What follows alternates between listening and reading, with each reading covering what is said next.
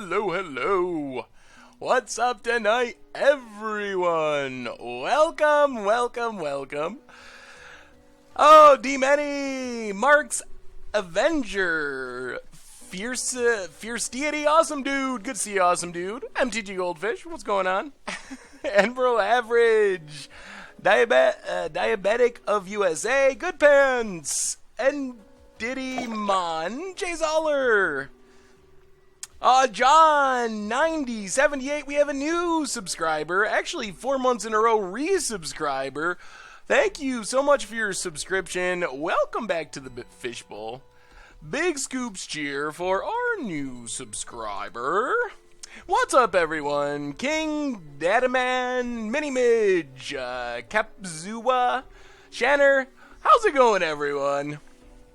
I'm actually really excited for this deck. So, this deck broke out a long time ago. Did I see Naya Siege modification that you emailed me? I have some lists I have to look at still. I know I have emails with lists that I haven't read, so I think it's in my queue. No news of the 24-hour Infect stream. That's not a real thing. Please no. Anything but that. Admiral Average, 4 months in a row. What do you think of Orlo Ageless Ascetic as a commander? Well, welcome back to the Fishbowl first, and thank you so much for the resub. Big scoops cheer for Admiral Average, our resubscriber. I actually really like Orlo Ageless Ascetic, because I don't really cast my commander that often, and you don't actually have to cast Orlo to get value, so that's actually pretty sweet. So, 12 hours Boggles, 12 hours Infect. That's not even actually significantly better than just Infect the whole time, come to think of it. What's up, Scumble 2 Temptation? So this deck, well, first, let's do the reminders. We don't want to miss the reminders. Of course, if you want to see our epic 0-10 streak that we are currently on, and you missed some of the past streams, make sure to check out the MTG Goldfish Replay YouTube channel. So that's where you can find all the old streams, including our 0-10. We're on a 0-10 streak. And Diddy Mayan. How degenerate should I make my Gitrog deck? As degenerate as possible. Resub 3 months in a row. Welcome back to the Fishbowl. And also, Kapzua, new subscriber. Thank you so much for your subscription. Big scoops cheers for both of our new subscribers. Yes, if we're counting Momir, it's technically 12-0. You can sub. I think there's a little icon up in the top corner of the screen somewhere. The perks for subbing are, well, you get cool emotes. You don't see any ads when ads play. I think those are the two biggest ones at the moment. So hopefully we're not going 15-0. Of course, the regular YouTube channel, that's where you find all the normal series, including Against the Odds. New Against the Odds last night with Indomitable Creativity was actually a lot better than I thought. Like, I think that card could be kinda legit. 4 mana get a Ulamog is pretty good. Lots of people ask me about Modern with Indomitable Creativity. The thing in Modern, or in Legacy, is we already have Polymorph, and Polymorph is essentially the same thing. So I'm not sure about using it in those formats. I guess if there's a reason to be red, then yes, but otherwise, I mean, Polymorph isn't actually breaking the format, so I don't think Indomitable Creativity does. And even if it's like the multi-creature thing, Mass Polymorph is 6 mana, so unless you're casting Indomitable Creativity for exactly X5, then Mass Polymorph is probably just better because it does it to all of your creatures. Do I think Void Winnower would have been a better option than Ulamog in the Creativity deck since you don't get the cast trigger? I was trying to go with the most resilient finisher. So Void Winnower is sweet, but it does die to like Unlicensed Disintegration, Ruinous Path, those type of spells. So I really believe Ulamog is the #1 best choice. That said, you definitely could make a less consistent version that played multiple different finishers, including Kozilek, Void Winnower, Sphinx of the Final Word, those type of cards as well. So, Serval Exhibition and Strom's expertise, and we'll get to the deck in just a minute, but I should answer that because a lot of people asked about Serval Expedition and Strom's expertise. The problem with those cards is that it's pretty easy for opponents to fizzle them. So, if you go to cast your Indomitable Creativity and your opponent can just, like, shock your servo token, it fizzles the spell, which is pretty painful. Clue tokens obviously can get killed, but they're a lot harder to kill. So I think it's pretty risky to go on the servo plan. Not that it can't work, but it's more high risk than the clue token plan, I think, as far as resolving getting something big off of the creativity. I've been working on my deck called Red-Green Modern Punishment, playing many of the cards that cause people to take damage from basically doing their thing. Blood Moon Rukthar, Eidolon, that sounds really sweet. Inferno Myro, welcome to the Fishbowl, and thank you for your subscription. Big scoops cheer for our new subscriber. Yeah, someone else was telling me their plan was Gisela and Bruna, which does sound pretty sweet, to be able to get both of those and meld around into Bracella. Anyway, the last reminder, then we'll talk about deck, and then we can talk about all this stuff as we're playing. Check out the Goldfish merch page. We have some new merch, the playmat bag to hold your playmats. It's pretty sweet, got some cool Goldfish art. Also, all the classics, tokens and playmats and deck boxes and sleeves. So, if you're looking for another way to support the channel, support the site, that's a way to do it. Built Indomitable Creativity in Modern with both Polymorph and Creativity. That makes a lot of sense. I can see that as redundancy for the Polymorph plan. Any plans on doing a Modern Copycat stream anytime soon? I am interested in trying that deck. I'm a little worried that people will see Copycat and not want to watch it because people already seem slightly sick of that deck, but I do want to try out the Modern version. Alright, so this deck that we're playing tonight, this was like a breakout deck a while ago, so like years ago.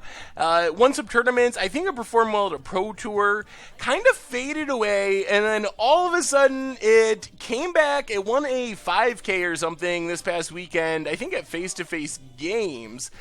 I'll have to talk to Richard about that to see if we can get some literal goldfish on the merch page. You can buy your own scoops. So the basic idea of this deck, and the reason it's named Eternal Command, is our plan is essentially to cast cryptic commands an eternal amount of time. So what we're trying to do is get down an Ether Vial, hopefully on turn 1, and then using Ether Vial, we can put Snapcasters into play to flashback cryptic commands, Eternal Witnesses to get back cryptic commands, to cast again, to get back Snapcasters, and cryptic, bounce Eternal Witness, put it back in with Ether Vial, do it all over again. Basically just like cryptic commanding our way to victory. The way we actually end up winning the game in the long run is by beating down with some huge Tarmogoyfs that happen to work with Violon too. Otherwise, we just have some card selection, bit of counter spells like Remand and Spell Snare, some removal, couple Vendilion clicks as another finisher. So it's basically like a rug, like combo-y control deck, essentially. Mossy Fisk, welcome to the Fishbowl, and thank you for your subscription. Big scoops cheer for our new subscribers. Yeah, you can link a post to Magic-related sites. Go for it. So that's what we're working with today. In the sideboard, we get some artifact removal, extraction for the graveyard, dispels and negates, more counters, Anger of the Gods, sweeping away the board, Fulminator Mages for Tron type decks and creature lands, Huntmaster of the Fells as another finisher, and a Thragtusk, which, I love Thragtusk. So, I mean, it's pretty value-y. The combo, I guess, is... Yeah, I guess it's more value than combo. The combo I was referring to is more like looping the cryptic commands with Ether Vial. And since you cheat on the mana with the Ether Vial, it makes the commands cheaper, and etc., etc.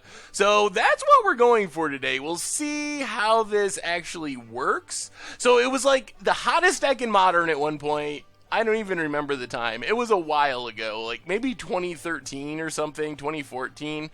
It was like really popular for a short time, faded away, and now it's on the comeback trail. So I want to test it out, see if it's actually going to be competitive. Maybe we'll break our losing streak, which would be awesome. Also, maybe some treasure chests. We haven't had any treasure chests in like a while.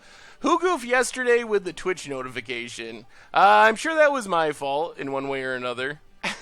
They put the buttons right next to each other on OBS. I'm surprised I don't send out notifications more because literally, I don't know if I can show you OBS because if I pull it on the screen, it's going to look really weird. It gets this weird, like, infinite OBS look. But maybe I can. Like, look at this. Oh, yeah, you can see it. Recording right here, streaming right here. So I go to record like a Budget Magic or something. If I accidentally click a centimeter, millimeter, some very small distance too high, all of a sudden the stream is going, we're getting notifications, all that stuff. We have a new subscriber, Burn After Watching. Welcome to the Fishbowl. Thank you for your subscription. Big scoops here for our new subscriber. Talking about Goldfish merchandise, would it be possible to get signed playmats anytime soon?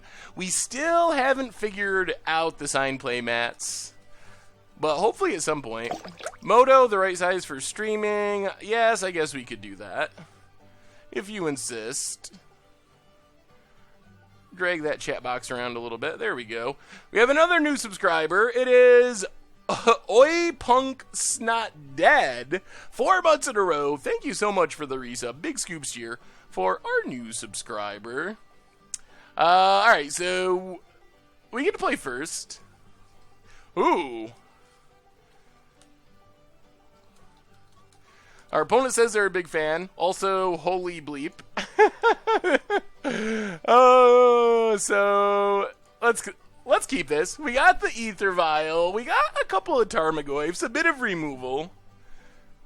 The Rich Gear, it is kind of expensive. I made my own Against the Odds Blasphemous Act and Hornet's Nest. Yeah, send it to me. That does sound really sweet.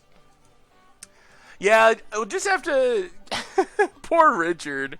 He already has to package all the orders and ship them all out. I don't know if he wants to learn everyone's signatures. That would be funny, though. So, untap Steam Vents, get our Ether Vial down. Ether Vial's so good on turn 1. And it happens to be turn 1. Well, it depends on how our opponent feels about Cryptic Command. Oh dear. Odds increasing, since I'm not sure this is going to go well for us. Remand is good. Well, Misty Rainforest, crack Misty Rainforest. We need a green source, I'm assuming blue-green for Cryptic Command. Breeding Pool, untapped. We're just going to play our first Goyf naturally, then next turn we can Violin Goyf 2 and remand something. I think we just want to kill our opponent before we get Tron into oblivion. Yeah, it's probably a fine matchup as long as we can counter the big things enough times. I'm always scared of Tron, almost no matter what I'm playing. Unless it's like land destruction, then not really.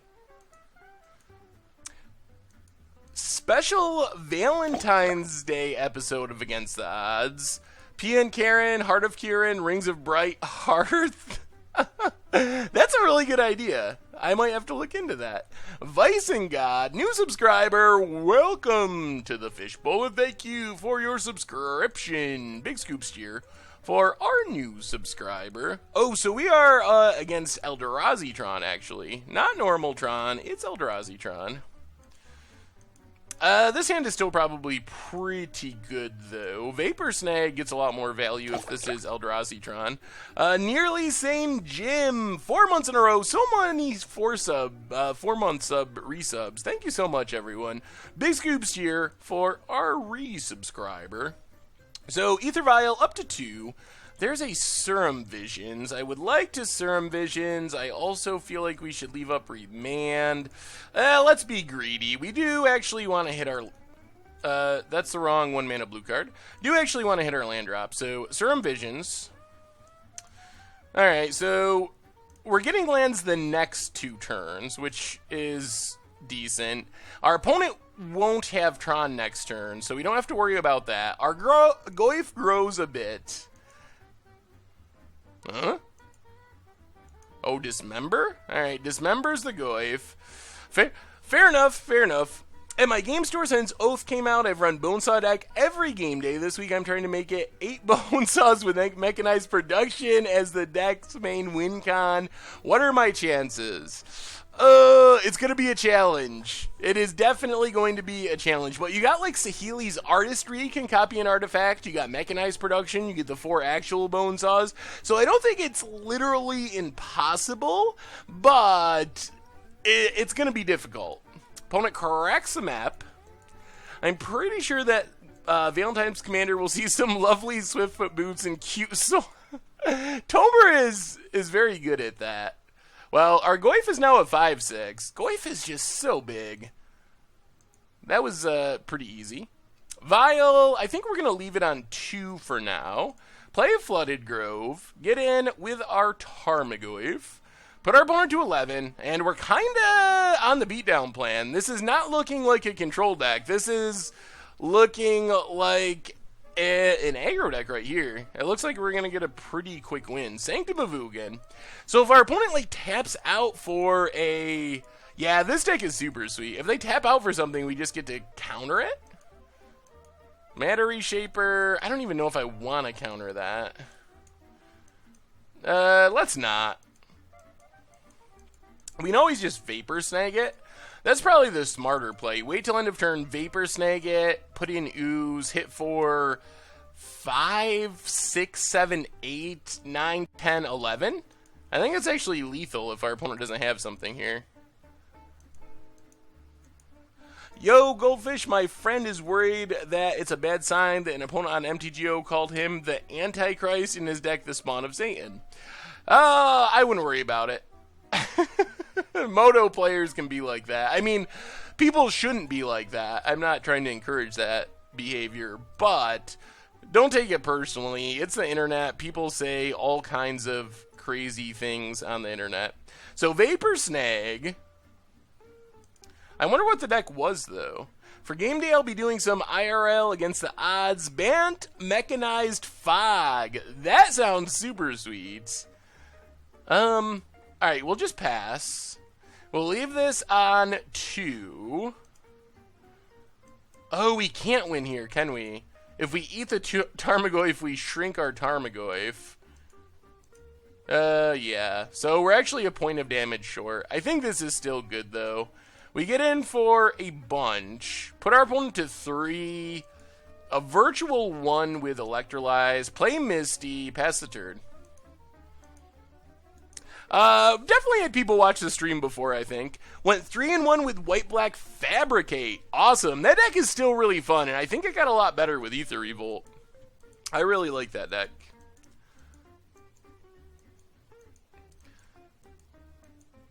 Adding to the slaughter to the sideboard so you don't lose to Indomitable Creativity. Well, that'll do it. That card is very good against the deck. Matter Reshaper, well, alright, crack Misty Rainforest. This is probably unnecessary. Get an island. Yeah, I guess I didn't have to crack. I think this, well, I guess technically it's not lethal. Oh, alright. There's a Tarmogoyf. Well, triple Goyf, our lucky foil Goyf. We will put it into play. And that should do it. Well, that was a pretty dominating performance. We also drew 3 Tarmogoyfs, which is super good, but... This deck is actually a really old Modern deck that kind of faded away, and then it won a 5K at face-to-face games in Toronto this Sunday. I don't know the player's name, or I would give it a shout-out, but it's Eternal Command. It was, like, a really popular deck in Modern for, like, 3 months, like... 2013, early 2014, somewhere around there, like 2 or 3 years ago. It was really popular. I think it won a GP. I think it actually performed well at a Modern Pro Tour. I can't remember the details of it, but it was super popular. Disappeared. I think part of the idea is with the dredge banning, 2012. All right, so even earlier than I remembered. I think part of the idea is with the dredge banning, people might not be playing as much graveyard hate, kind of sleeping on the graveyard, which lets us do all the fun Cryptic Command, Snapcaster, Eternal Witness shenanigans. Jay Zoller coming through with the link. Yeah, what do we want in this matchup? Fulminator is Fulminator's pretty interesting. It could be good. Does this have... Do you think the Eldrazi Tron deck actually has Cavern of Souls? That's who it was. Okay. Caleb Krung was the one who played it at the 5K. So shout out to him. Also, Shota apparently played it at Worlds. I don't know if he was the original creator or not, but he might have been. That was a long time ago. Yeah, Spell Snare doesn't do much. It does stop a Chalice on one, but we can go up Fulminator Mages, I guess. Huntmaster and Thragtusk are probably fine-ish. Lightning Bolt's only okay, but it is a backup win con. We can do the same loop with the Ether Vials. Vapor Snag, Remand, Bolt. Maybe we just go like this. Maybe we're just favored in this matchup. What do I think about Bug Delver in Modern? I've never really played it much, but I know some people that really like it. This deck doesn't care that much about Tron, actually, so getting rid of all their Tron lands isn't as good as it might seem. Well, we got some Ether Vials. We don't have lands, but that's kind of fine. If this was an actual... Yeah, I really love this deck too, Future IDK. So, hey, good to see you, Something Cleaver. Glad you could make it. So, if this was a normal Tron deck, then the Extraction plan I would probably be down for. But this deck just doesn't really care that much. That Relic is annoying. Doesn't really care that much about...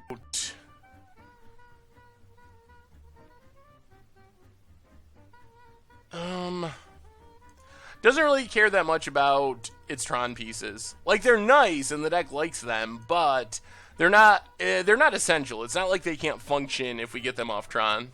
What did I play for Commander Clash?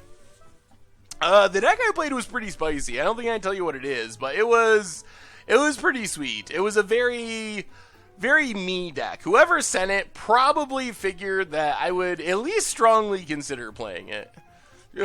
Double Relic. That is kind of bad for us. Vials ticking up.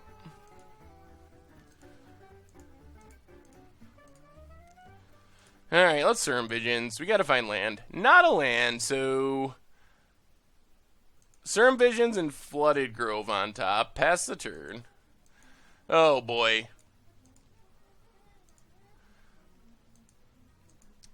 These relics are going to drive us insane. Yeah, that is exactly Eldrazi Tron. They're just like, I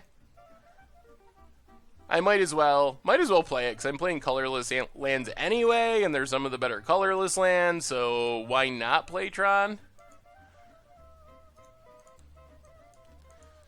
Alright, let's pass. Another Vial. Vial on 2 and 3 would be sweet, but I'd rather leave up Remand, I think. We can start vialing in our 0-power Tarmogoyfs. Matter Reshaper.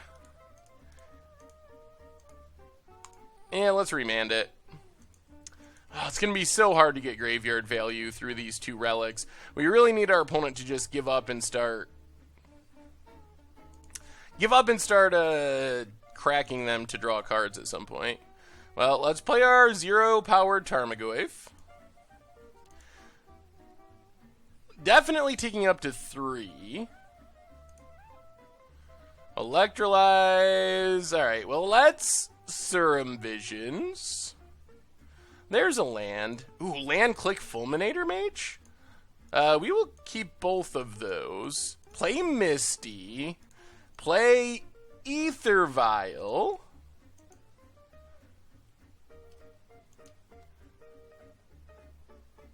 Alright, let's get some value out of this Eternal Witness while we can. Before our opponent exiles that. So, Violin and Eternal Witness. Get back our Serum Visions. Haha! Combo! We got him! Oh, pass the turn.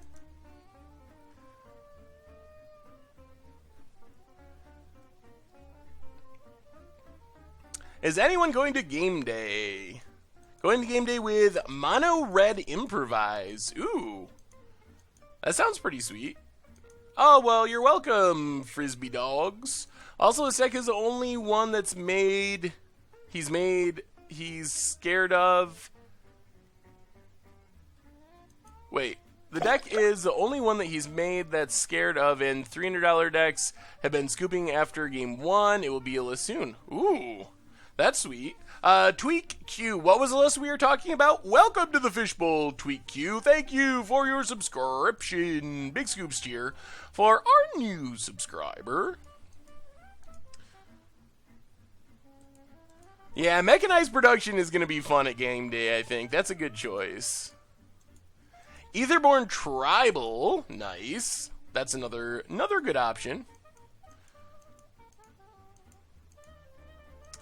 Alright, so we draw a Vendilion Click. We want to leave this one on 3, start taking up the second one to 2. There's Fulminator Mage.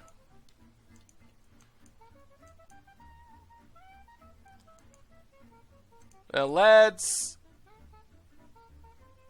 Actually, do we even want Vendilion Click here?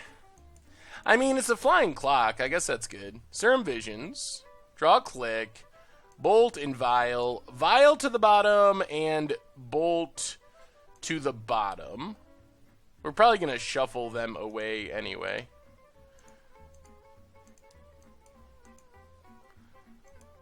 And then attack with Eternal Witness. We're trying... Alright, opponent's going to get rid of our Serum Visions. Okay. Hopefully we can set this up to get back our Eternal Witness if they block. See if our opponent falls for it. Still torn between Blue-Red Ravenous Intruder for game day and sticking with Green-Red Pummeler. The Ravenous Intruder deck sounds pretty sweet. What's up, Boss Wormon?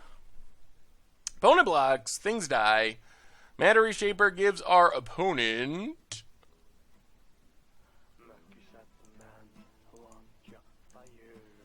an Eldrazi Temple.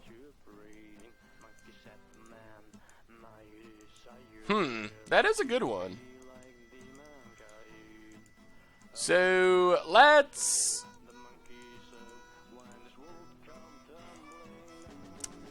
I really want to get back this Eternal Witness, but we should probably just kill that Temple. That Temple's kind of scary.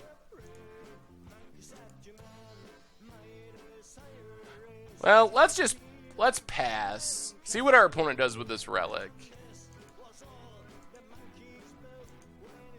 Does not activate. Alright.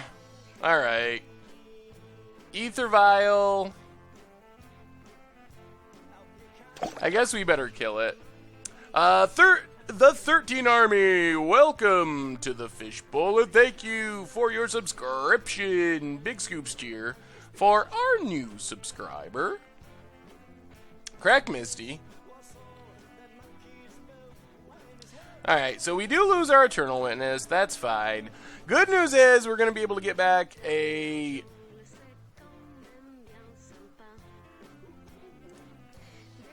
Fulminator Mage with it. So there goes our Eternal Witness. We have a new subscriber, Jedi Camper. Welcome to the Fishbowl. Thank you for your subscription. Big scoops cheer for our new subscriber. So Fulminator Mage, blow up Eldrazi Temple. Oh, that was pretty good.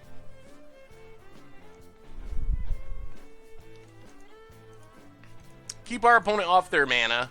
I guess we can just kind of go land destruction with these Fulminator Mages and Eternal Witness. Basically, we're just trying to value people out with Cryptic. Where was it? Hey Seth, is there any Momir today? And if there is, could you put me on the list? Well, you could definitely be on the list. Whether or not we will play Momir will depend on how long our League of Modern goes, and it's just kind of too early to say. We don't really know. So if it's short enough, then yes. If it goes long, then no. Alright, there's a Misty. That's actually pretty good. So Misty, crack Misty.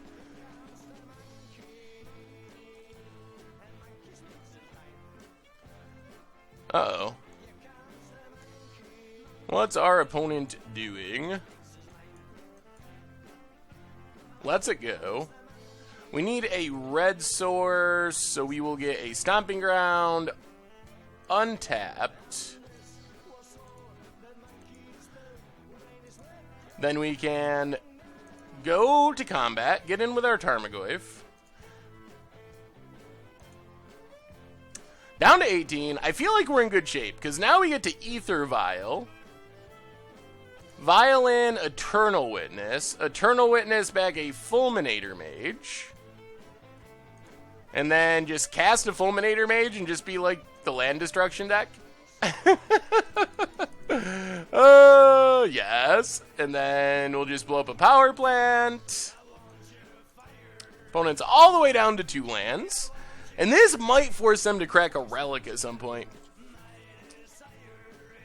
I should challenge Sam Black in Momir tonight. Is Sam Black playing Momir tonight?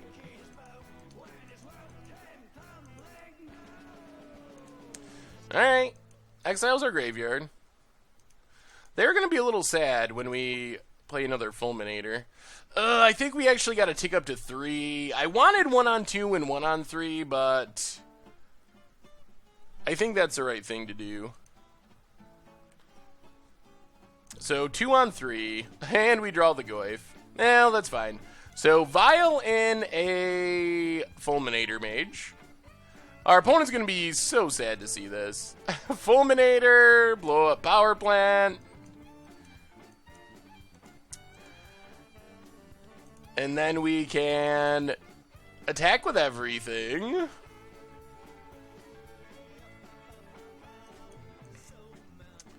And then we'll just cast a Tarmogoyf.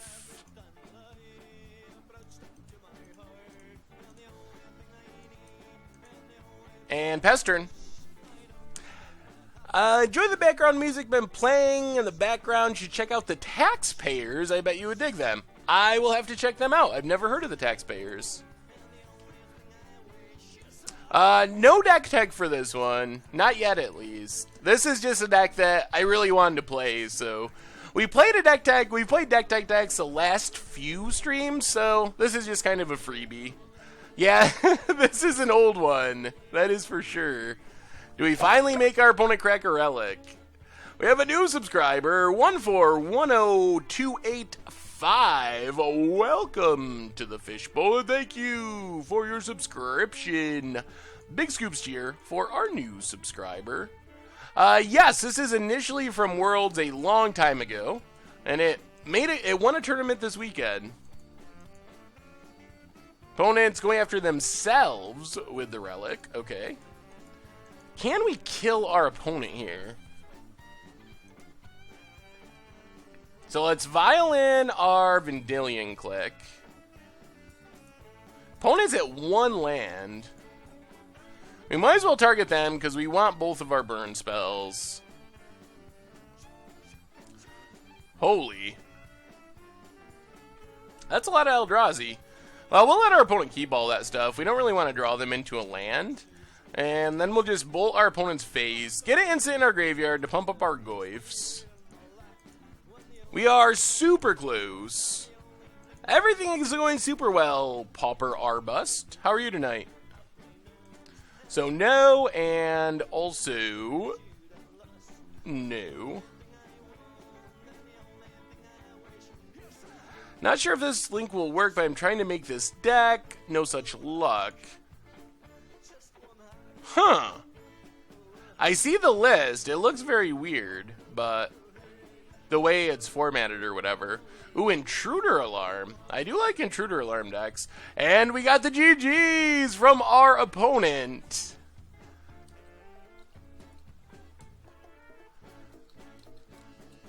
Sweet. Well, the streak is over. The streak is over.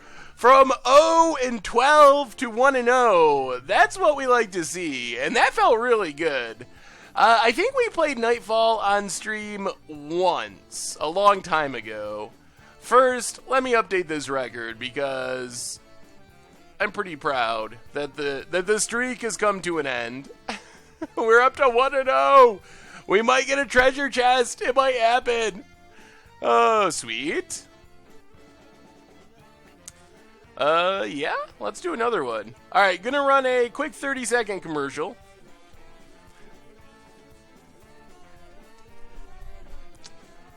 "30 seconds to go while we're waiting for the match to load."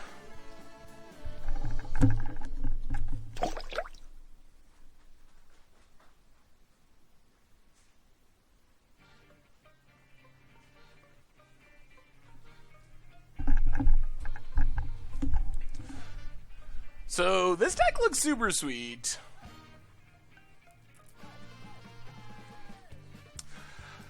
Oh, yes, yes. Why Lumbering falls over Raging Ravine. So this deck is the deck list that top 8'd on Sunday. I didn't actually build this one. Someone posted the player's name earlier, but I am playing that player's list card for card. No changes.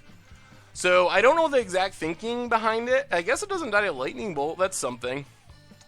The commercial was a black screen. That does not sound too fun.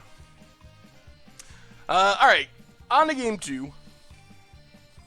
Our streak of getting Ether Vials continues. This hand's pretty reasonable. Alan Dovis, welcome to the Fishbowl, and thank you for your subscription. Big scoops cheer for our new subscriber. So, lead on our Bolt. Commercial was Overwatch. So, some people actually did see a commercial. I think that's good that at least they sort of kind of worked. Oh boy, it's a Tron stream. Og the Slime, welcome to the Fishbowl, and thank you for your subscription. Big scoops cheer for our new subscriber. Apparently, everyone in the world plays Tron these days. Didn't our last Modern stream, wasn't it almost mono? If you're a subscriber, you won't actually see commercials. Didn't we play Tron like crazy last stream too? Oh dear.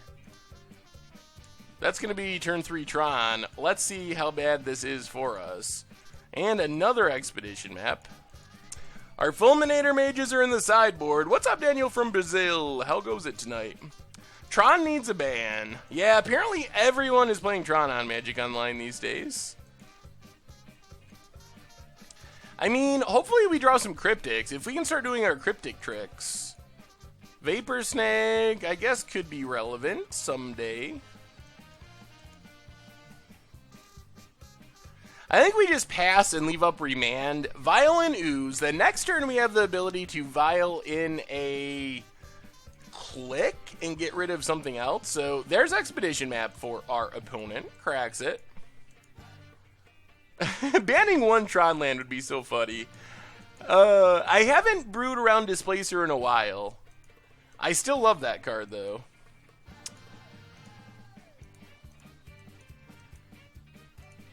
Let's bolt our opponent.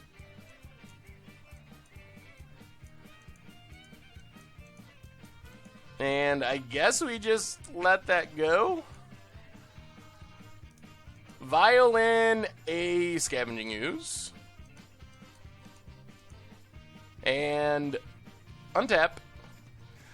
Take up our Vial to 3.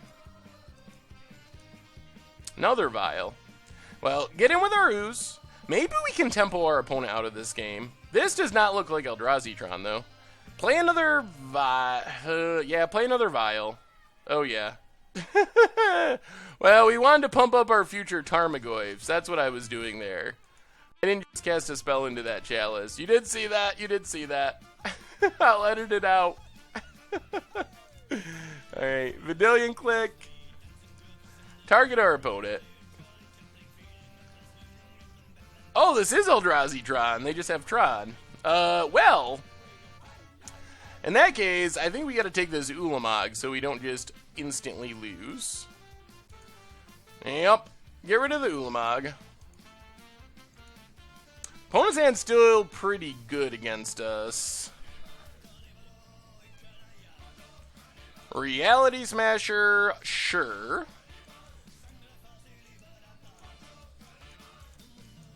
Is this another one?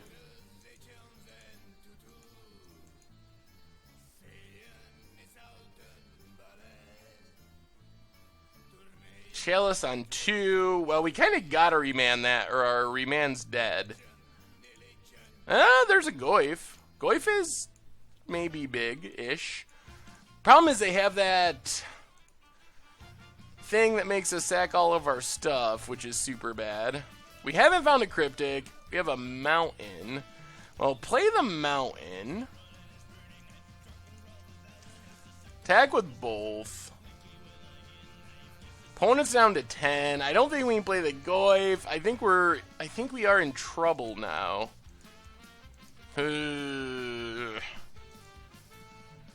What was the thinking with the deck is you bounce Rishkar with Deadeye, tap your creatures for mana since they have counters on them. With Rishkar, go infinite and have Myxlin Lattice to turn green mana into blue mana. That sounds pretty sweet. Have I seen any of the mono white weenie taxes with Copter? I have. I've seen a couple of those lists. They look pretty sweet.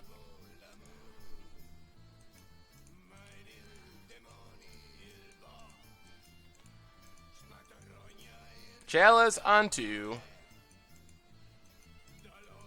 Yeah, we are in troubles. All is dust. Yeah. All right. So Eldrazi Tron twice in a row to start off the stream. Vial staying on 3. Snapcaster. That Chalice on 2 is actually kind of wrecking us. We couldn't play Goyf because we knew they had all his dust. So, I mean, I guess we could have played it, but we knew that they were going to be wrathing there. Modern Bomberman. Is that even possible? Because we're going to lose to this Reality Smasher, I think. I think we need to be able to stop the Reality Smasher. None of our creatures... We could have gotten back Click, but that doesn't really stop Reality Smasher, so we're still just going to lose. And also Chalice on 1. Chat! I knew there was a reason. It's not just that I'm an idiot. Alright, that's the game. With Chalice on 1 and 2, and not a third blue mana, we can't get out of that. Well, that was a pretty interesting draw from Eldrazi Tron. Ultra budget.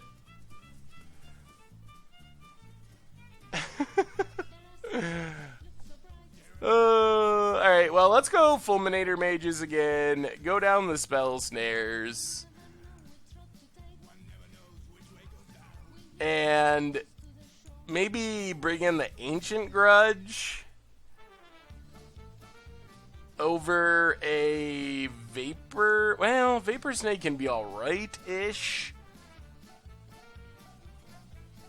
Maybe just go down 1 Electrolyze, try it like that. At least they were separated. It wasn't like one right after another. It was one and then a while later one. Well... If Mono Goyf.hand can't get it done, we're in trouble. The old triple Goyf. And we get a fetch land in the graveyard. Eventually we can remand something. So this actually might work. This deck just doesn't really care about Tron, though. This deck doesn't care about Tron. It's not good against this deck. They're just, like, playing Tron because they can. Like, I really don't think that getting rid of Tron is a good strategy against Eldrazi Tron. Against real Tron, then yes, I would agree with you. But against Eldrazi Tron, it's just, like, so incidental. There's Eldrazi. Hers is mine. Eldrazi's mine. Let's get a breeding pool tapped. And start playing some Goyfs. Hopefully they keep living.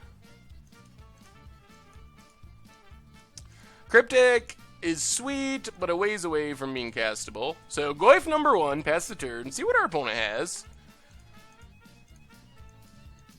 Oh, goodness. Really? Really about it? And a Warping Whale? Well, Goyf number 2, pass the turn. Do they just have natural Tron? Is that what's happening to us here? No, not natural Tron. Well, that's good. Land? Alright, it's an island. So let's get in with our Tarmogoyf. And now I think we gotta pass the turn. I think we gotta leave up Remand here for Thought Knots and so forth. Warping Whale to make a 1/1. Well, that's pretty fine. That probably means like Reality Smasher or Thought Knot, and that means we just counter it and things are good. There's a Thought Knot, so Remand the Thought Knot. Draw a card. Aha! It's a Misty! Our Eternal Command deck is going to resolve an Eternal Command, or a Cryptic Command. We will be streaming for approximately 2 more hours. If I got a choice between casting creatures in my hand and drawing cards, pretty clearly drawing cards in most scenarios. Alright, so let's think this through. We can Fulminator Mage. I don't know if that's worth it. Probably just leave up Cryptic and then next turn Fulminator, depending on what we draw. Because next turn, if we get a land, we can Fulminator and second Goyf, and that's probably better. The only way this goes bad is if they just peel the right Tron land and cast like an Ulamog. Then, sack it, 1/2. Alright, that's fine.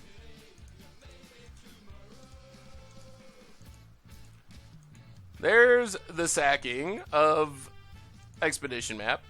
So our opponent assembles Tron with the Power Plant. Thankfully, we have this Fulminator Mage for next turn. How can this be Eternal Command if it's not an Eternal format? That's a fair question. Well, let's crack this. We need a red source, so Steam Vents, untapped. Cryptic Command, counter a spell, draw a card. Cryptic number 1. Hey, what's up, Happy Chappy? We get a Serum Visions, alright. Would have liked to land, but that's fine. Land? Vial's not bad here, so play Ether Vial. Play Fulminator Mage. Fulminator Mage, the Power Plant, since they just searched it up. Get in with Tarmogoyf, pass the turn. Alright. Opponent is back off Tron, and they had to sack their token. If I was going to ban a card from Tron, what would it be? That's an interesting question. I'm not 100% sure what I would ban from Tron. Opponent gets in, down to 10. Well, let's see what we draw here. Take up Vial. We get a Spire Bluff. Ugh. Well, let's lead on Serum Visions. Ooh, Snapcaster is interesting.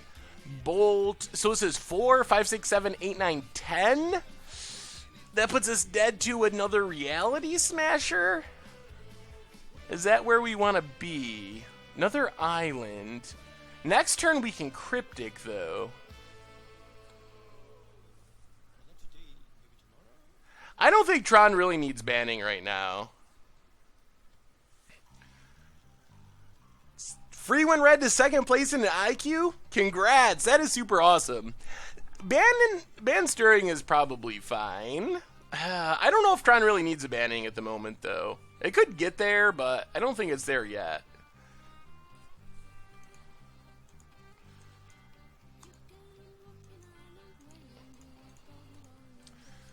Play a Goive. Get in with a Goive.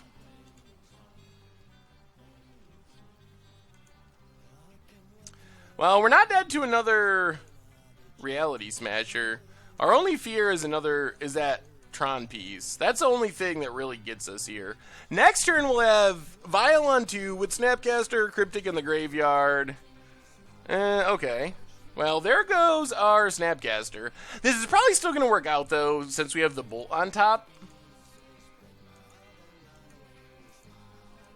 If our opponent doesn't double chump, then we just win with Bolt, and that's still pretty fine. And if they do double chump, then we're probably winning anyway. So tick up Vial to 2, draw the Bolt, attack with both.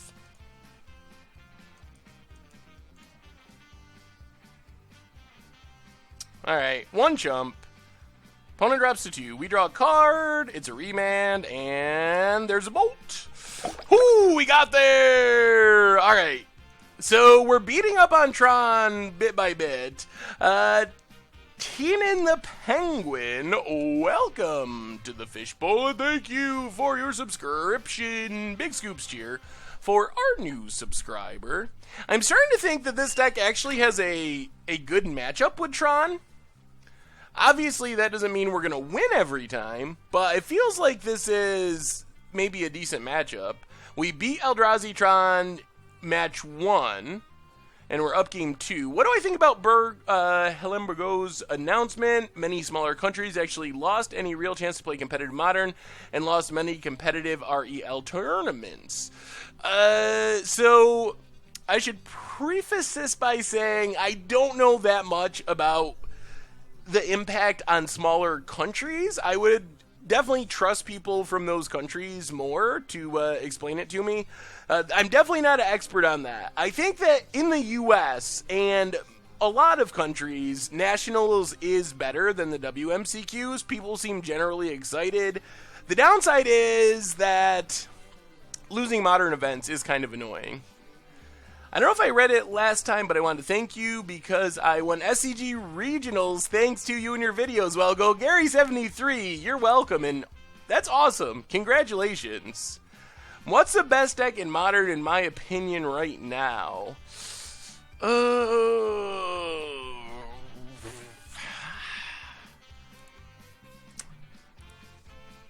I don't know. Modern is such a weird format. There's several decks that definitely have an argument. Which one is actually the best? I'm not 100% sure. Like, Tron has an argument for it, but I don't know if it is the correct choice. Yeah, we're pretty much trying to value people out.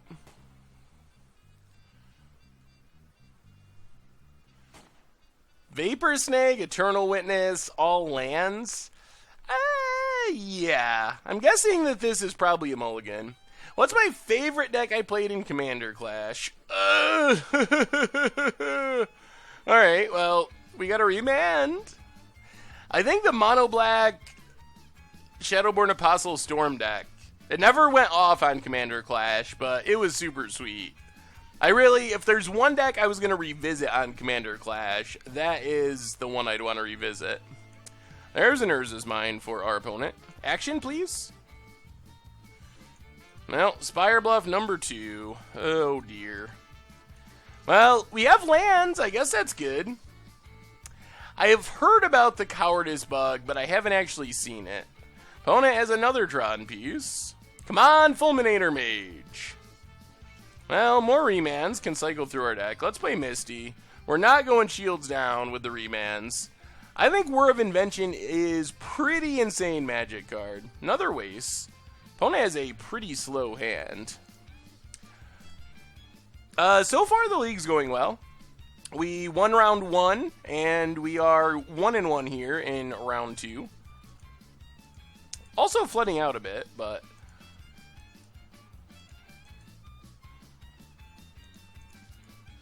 Well, I guess we can play an ooze.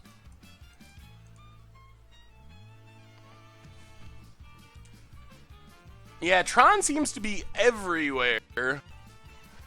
Yeah, we've played some kinda janky-ish decks lately, the last couple streams, which led to that pretty bad record. the 010, 012 if you count Momir. I'll remand just about anything, including a Batter's Skull. Yeah, we'll just grab an actual island here. Mostly just want to draw into some action. Please, no more lands. Well, Ancient Grudge is actually good now that we know our opponent has Batter's Skull. There's a Fulminator Mage. Well, let's play Scalding Tarn.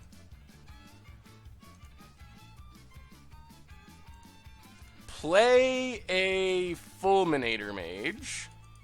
And we're just going to take out a Tron piece. Do we need to do a straw poll? What set has the most influence on Modern? I would say almost certainly New Phyrexia, at least out of Modern sets. Oh, we changed it now, so if you want to see the record, it is up above the cards in the deck. I guess it doesn't really matter. They played Mine first, Power Plant second, not Waste. Tower isn't out there. Alright, we'll go with Power Plant. If I had 2 of a Tron piece in my hand, would I play that one first or second? Reality Smasher. Alright, so Crack Scalding Tarn. Grab an island. Unfortunately, we are just running out of action. We could use Cryptic or Snapcaster would be ideal. Drawing, I know we're going to draw an Ether Vial here, and that's the downside of having Ether Vial in your deck, is they're pretty bad off the top at this point in the game. Another Remand is a redraw that tempos our opponent a bit. Ooh, alright. Well, Tarmogoyf is good. Play Goyf, play the island, pass the turn. Kind of hoping our opponent just plays that Batter's Skull, and then we can Ancient Grudge it. That would be a big swing in our favor. Reality Smasher again. We will remand again. This has got to be getting annoying for our opponent. Oh, alright. Now we get to Eternal Witness back a remand. Cryptic? Give us a Cryptic. Misty. Ah, now I gotta look at our list. I'm afraid I gotta make sure we have another green source. I think we have 1 basic forest. I'm pretty sure. But I would hate to fetch and not be able to get green and lose because of it, which could definitely happen. Alright, we do have 1 forest, so let's play Misty, crack Misty, get our forest, Eternal Witness, get back a remand, get in with the Goyf. Oh, so many remands. Cryptic is just a little expensive. I think that's the main reason. Our opponent knows about this remand, so they might be a little less apt to play into it. Reality Smasher. Well, I guess they just have to play into it. We will remand it. Opponent dismembers our Goyf. We draw a Lumbering Falls. Counter? Cryptic? Vial. There's the Vial. Well, get in with Eternal Witness. Play Vial. Play Lumbering Falls past the turn. Oh, we are so incredibly close to finishing this game.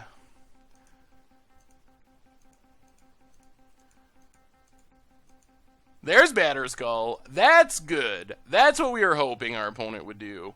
That probably wins us the game, because now we get to Ancient Grudge the Batter's Skull.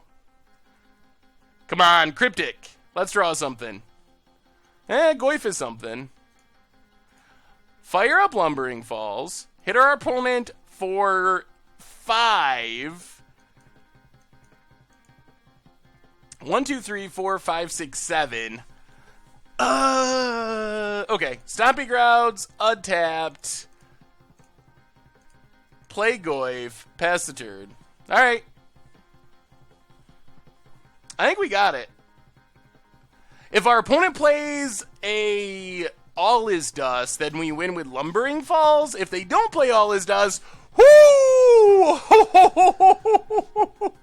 Yes, we're on to 2-0. We are the Eldrazi Tron Assassins. Oh man, our poor opponent. That's so frustrating. Oh, we remanded them so many times. I mean, that's the danger of playing. Why did I play untapped? You gotta send a message. We've remanded you so many times, we can afford to play our Shocklands untapped.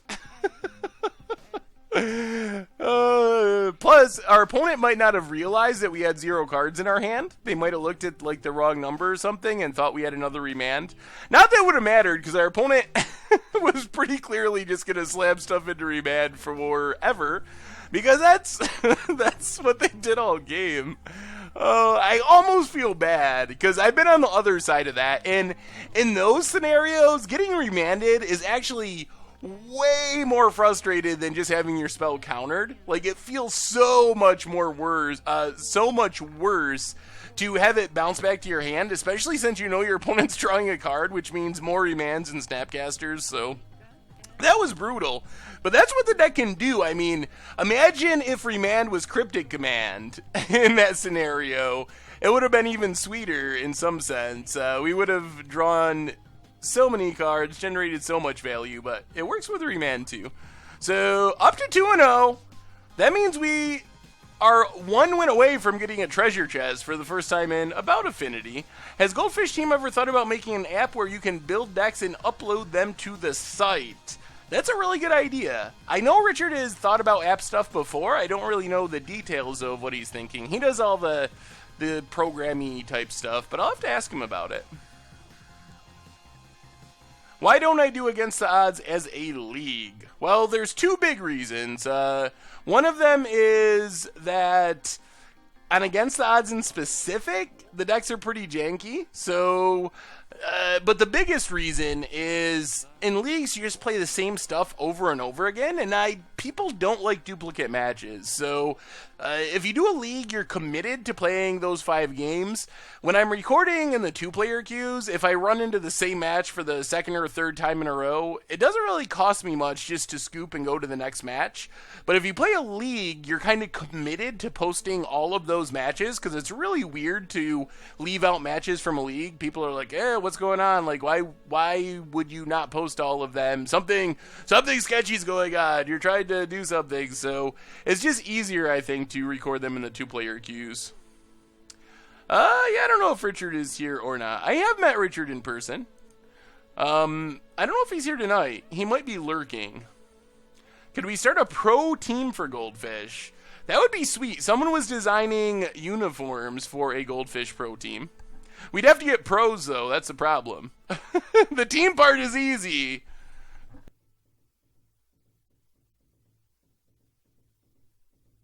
Alright, on to round 3 with a Turtle Command. Come on, not Tron. Or maybe we should be rooting for Tron, because apparently we just can't lose to Tron. Man, this is a really speculative keep, but we're going to try it. Opponent goes to 6. Ah! It is! I tried again. Oh my god, this league. You gotta be kidding me. Let's just Misty, crack Misty. Oh my goodness, we can't get away from Tron no matter what we do. Play an Ether Vial, pass the turn. Worth, what are you doing to us, Worth? See, this is why I don't record in leagues. This is exactly the reason I don't like recording in leagues. If this is the Karn version of Tron, we could be in trouble here. Well, play Scalding Tarn, pass the turn. Because they have turn 3 Tron. I mean, we could be in trouble either way. Nice mismatched Tron opponent. I wonder if they're doing it on purpose to tilt opponents. Yep, we're playing Turtle Command.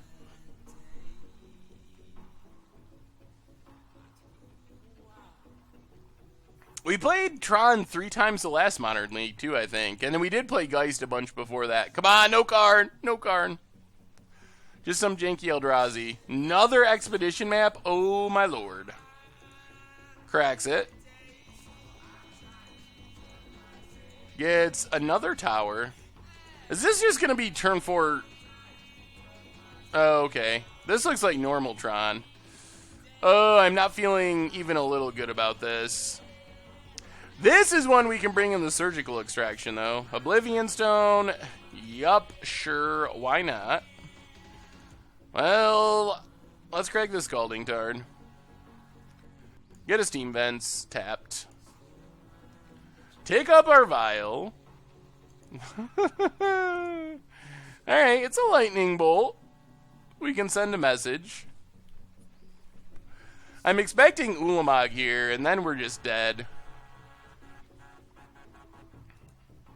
Yup. Well, yeah, that wasn't good.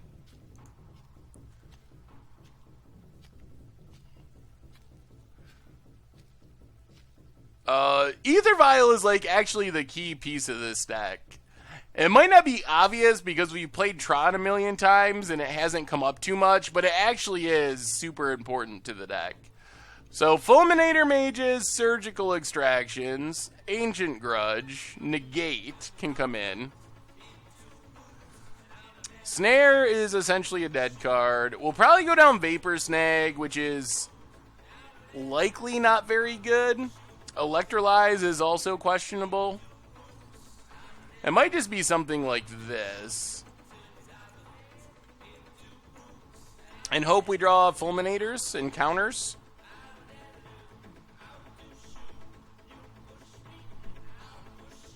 Could work.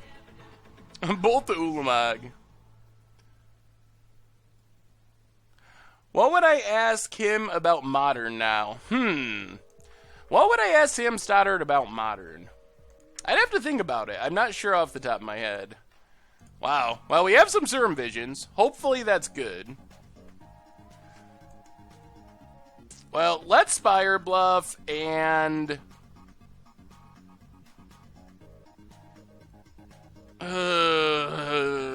get down our Ether Vial. Pestered.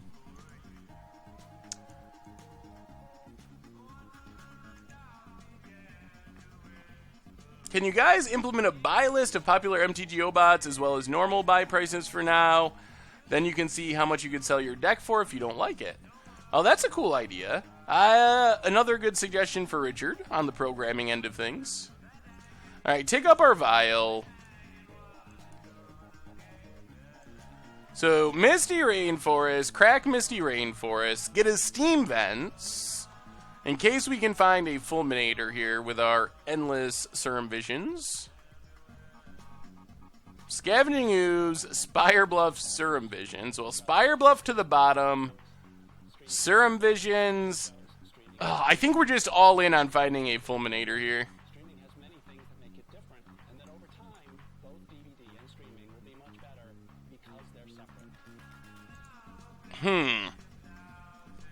Alright. Next turn we draw Remand, we Serum Visions into Cryptic, leave up Remand. Alright, we can make this work, I think. So, Cryptic on top, Remand on top. Pass the turn. I think this is okay. The counters are pretty helpful.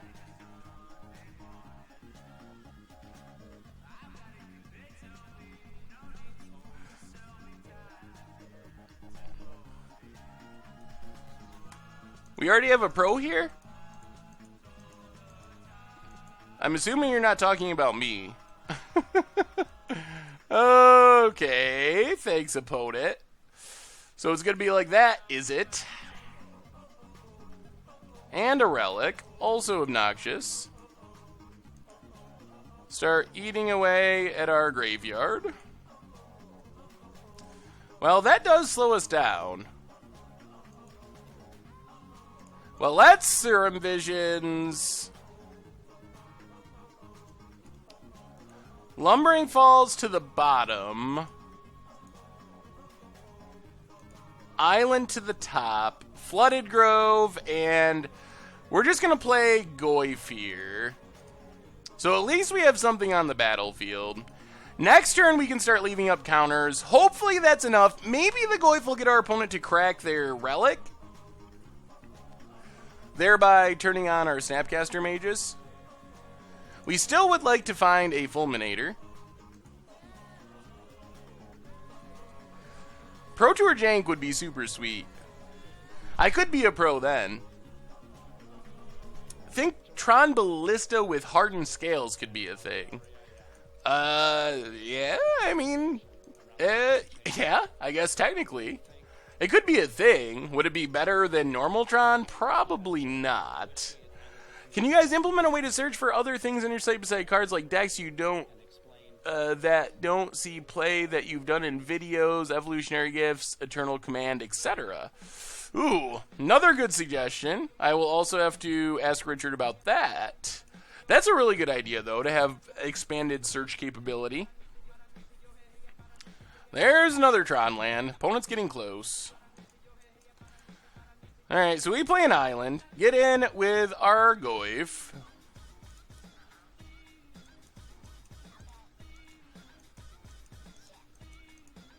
And pass the turn. Opponent is going to have Tron.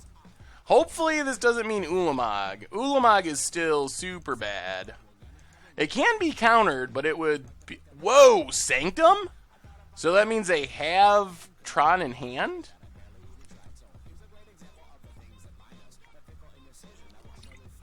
Exiles one of our Serum Visions.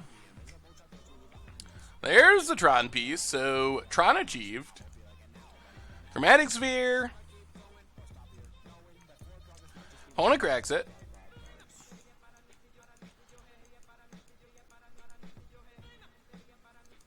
Yeah, I'm sure Richard has a huge list of feature requests.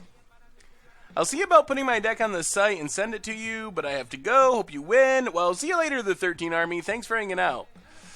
No summary dismissal in the sideboard. It could be, but it is not. If we're going to play summary dismissal, we'd probably play Mind Break Trap, I believe. Expedition map.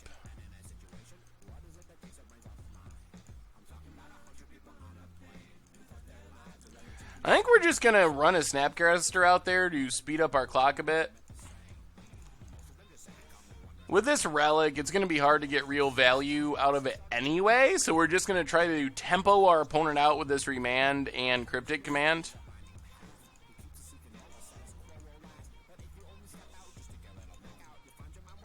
I'm going to path our Goyf.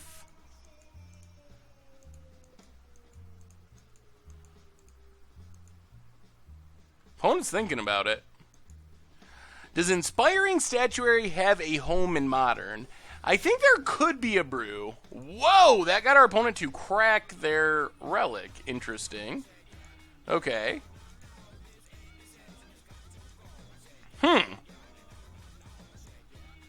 That's a bit surprising.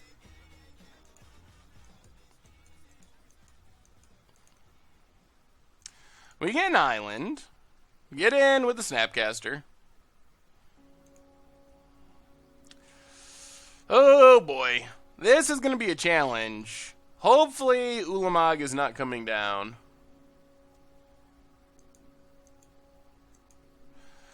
Yeah, I guess it doesn't exile the ability of Ulamog. I don't know. Maybe it's worth it to play it. To play Summary Dismissal. I guess if Tron is super big, it would be. Maybe. Alpha Groupie, welcome to the Fishbowl, and thank you for your subscription. Big scoops cheer for our new subscriber. There's Ulamog. Hooray! We have another new subscriber, Zant157. Welcome to the Fishbowl, and thank you for your subscription. Big scoops cheer for our new subscriber. So we get to counter the Ulamog, but our opponent has just played so much stuff. I wouldn't be surprised if they have another Ulamog. Goes after 2 lands. Well, we're definitely going to counter draw with Cryptic.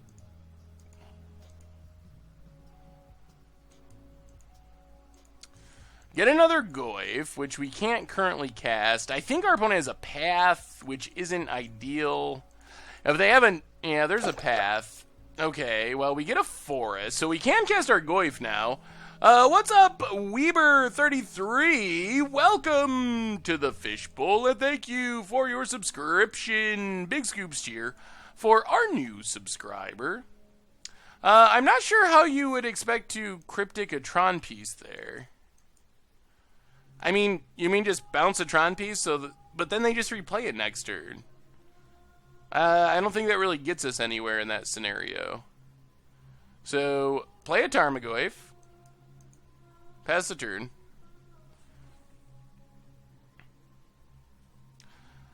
But bounce their land, they just replay it. Like that puts them down 1 mana for 1 turn? Do they sack the Sanctum?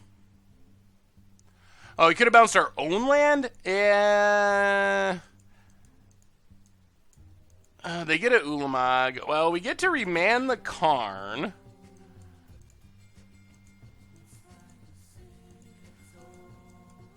I mean, technically we're in this game, but it's not looking very comforting. Yeah, we could have bounced one of our own lands. I don't know if that is better or not. Oh, so many paths. That's making it very difficult for us to stay in this game. That's just... Oh, now we're getting punished by Ether Vial. Such a funny Magic card. It is so good on turn 1 and so bad on turn 6. Might be one of the most high variance cards in all of Magic. Yeah, I'm not sure what bouncing our own land does there for us. Well, play Scavenging Ooze. Click is actually a reasonable draw here. Get in with Snapcaster. I don't think it's enough. Like, we can get rid of the... Well, maybe it is. We can get rid of the Ugin, which is something. But if our opponent has a Oblivion Stone, they definitely have a Karn. They have endless mana. So, play the Click, target our opponent. Oh, yeah. That's game.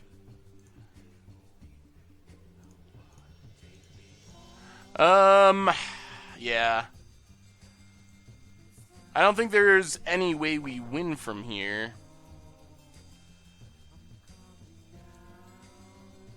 They just have the full Monty of threats. If they didn't have Ugin and Ulamog, we could potentially win, but with both, I don't think there's any way we can win. We probably have to, like, take Ugin, and then we just... our opponent exiles 2 lands.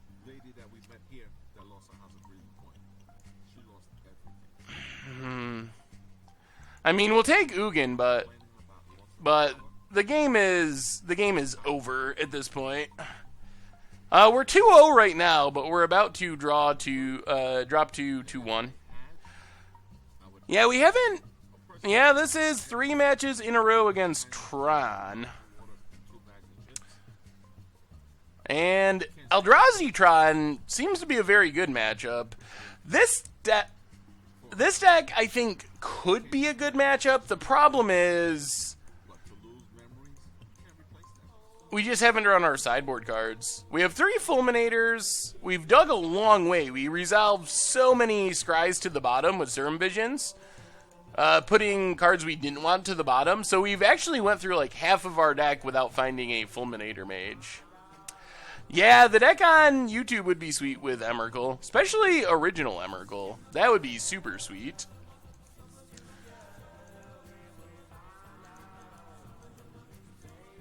Well, play Ether Vial.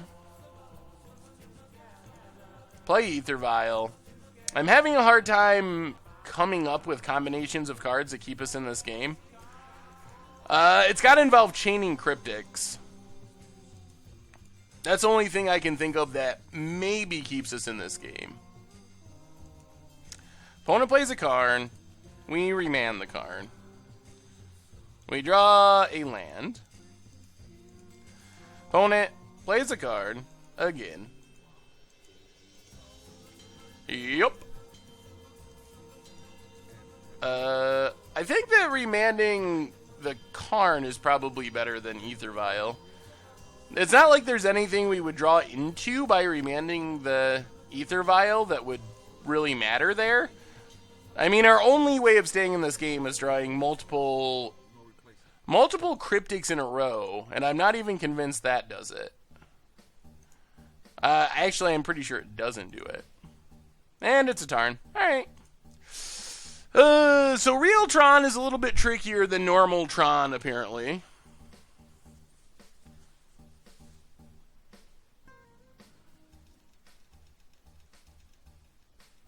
There's no familiar ruse, but that's kind of the idea, to keep using Eternal Witnesses and Cryptic Commands.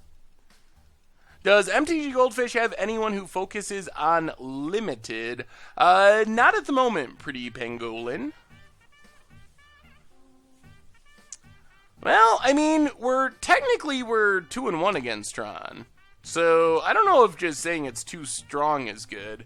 I think if we had drawn a Fulminator Mage, that match would have went much differently. Does Tron have bad matchups? I think Tron has bad matchups.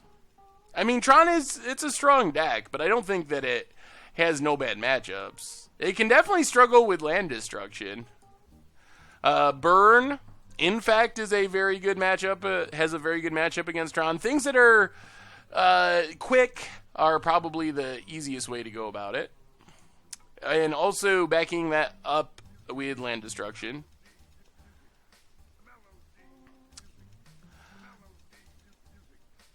Alright, let's go on to the next round. Gonna run a quick commercial, 30 seconds. Be back for round 4.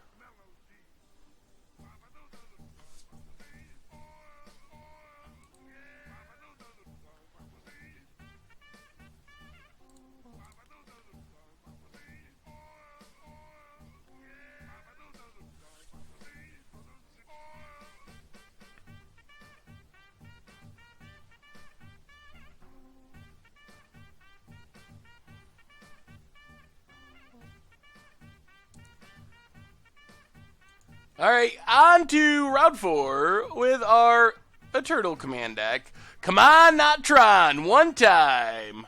Ooh, alright. I mean, we got some spells. Not that far away from Cryptic. Have we finished all our deck choices for Commander Clash? Yes, we actually recorded Commander Clash last night. So this, we've done the viewer submitted one for this go around, but we're definitely going to do it again. People definitely like sending in decks. It's fun to see other people's decks. Yeah, Pierce. Oh my god. Mono. You gotta be kidding me. Oh my lord. Oh my god. Okay. This isn't even funny anymore. Oh. I don't think anyone picked Rurik Thar, D-Many. Jeez. Yep. And this is real Tron. And our opponent's going to have turn... Oh, okay. Not necessarily turn 3 Tron. Oh, Lord Almighty. Oh, yeah. Yeah, never mind. They're going to have it. Well, come on, deck. Oh, that's not good. Pass the turn. I mean, I don't mind playing Tron once in a while.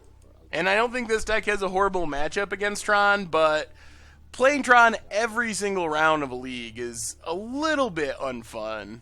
I mean, how do we even know anything about this deck? Like, that's kind of the whole idea of playing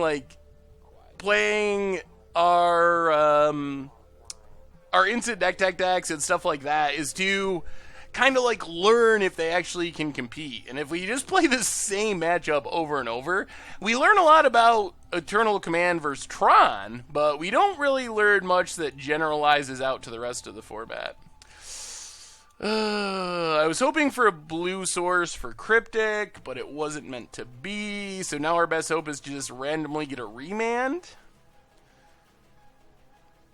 off the Serm Visions, like right now off the top of our deck.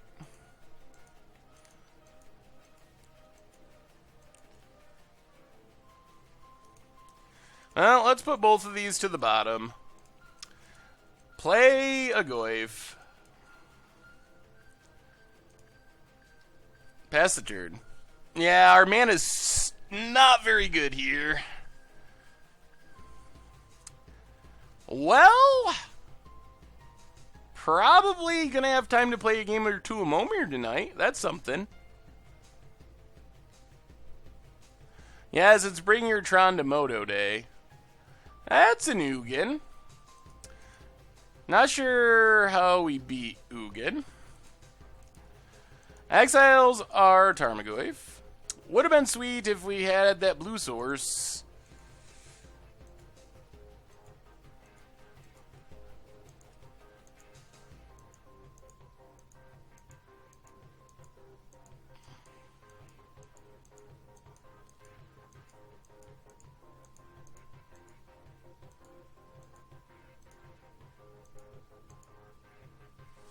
Well, I think this one's just pretty much over.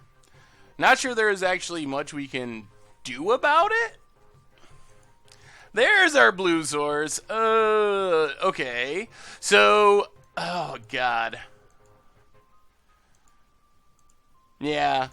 If we had drawn the blue source last turn for Cryptic, we might have been able to sort of play, but at this point, hopes are dimming.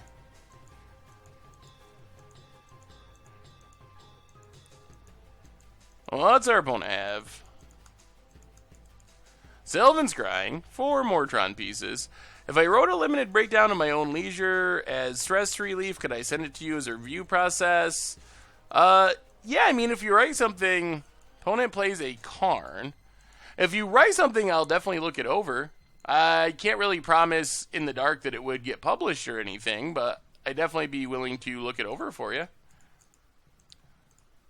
Well, we have one shot, and that is to counterbounce.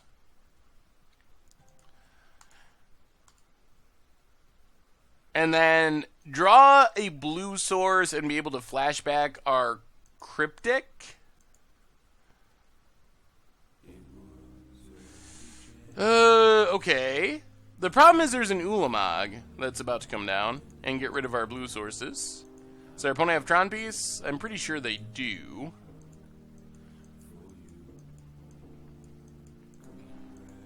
No?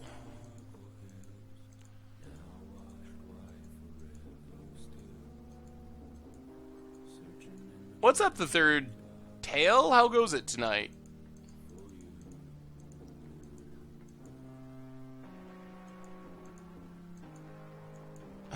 Oh my god. Another Sylvan's Crying. Gets in Urza's Tower.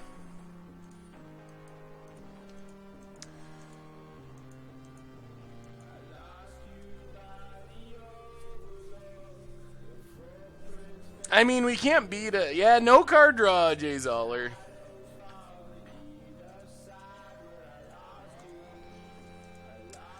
Remand Ugin. Get a remand.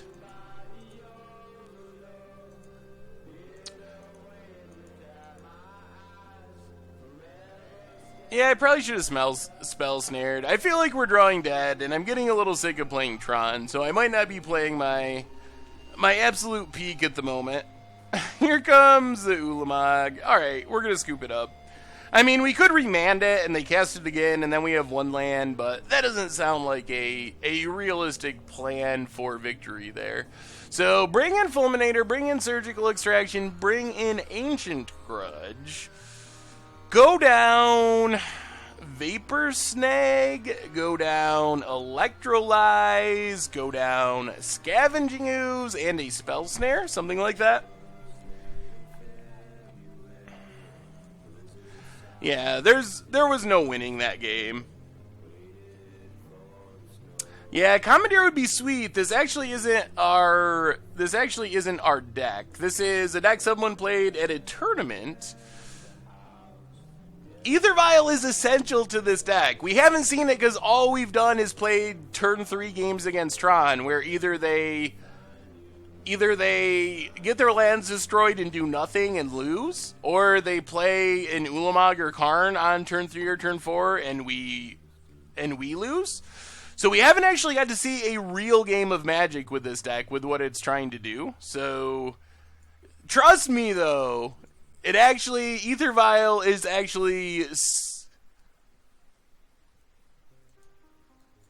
that was not an early scoop. Oh, why do you say that? It's so not true. I mean, maybe sometimes I scoop early, but that was certainly not an early scoop. All right, we get the Vial. We even have a Eternal Witness. So maybe we actually get to do cool things this time. It could be. So play Spire Bluff. I think we got to wait a turn on Ether Vial, unfortunately. There's tons of... I mean, I think I'm just a little disappointed because we haven't got any variety. Ancient Star Eggs, well, we're going to remand that.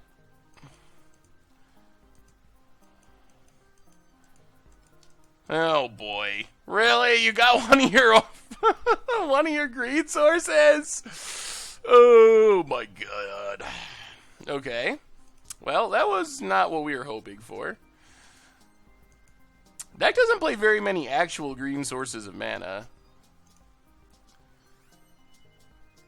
Well, let's Ether Vial, pass the turn. The deck is okay. We've beat Eldrazi Tron twice, and we've played normal Tron twice and lost the first time and are down a game the second time. So I actually don't really even know what to tell you. Like, it's sweet, and I think it's pretty good, but we have not played anything but Tron. So I don't really know for sure. I'd like to think it's good. Good against Eldrazi Tron. If everyone at your deck at your local game store is playing Eldrazi Tron, probably super good. So our opponent find their missing Tron piece. Commander Clash goes up Friday night / Saturday morning. All right, Tron piece, but not the missing one. So that's a good sign. Vial's ticking up, so we might get to start doing fun things with our Ether Vial. 1, 2, 3.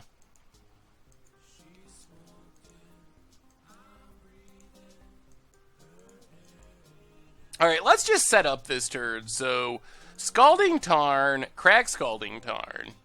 Get a Breeding Pool. Untapped, just in case. Serum Visions.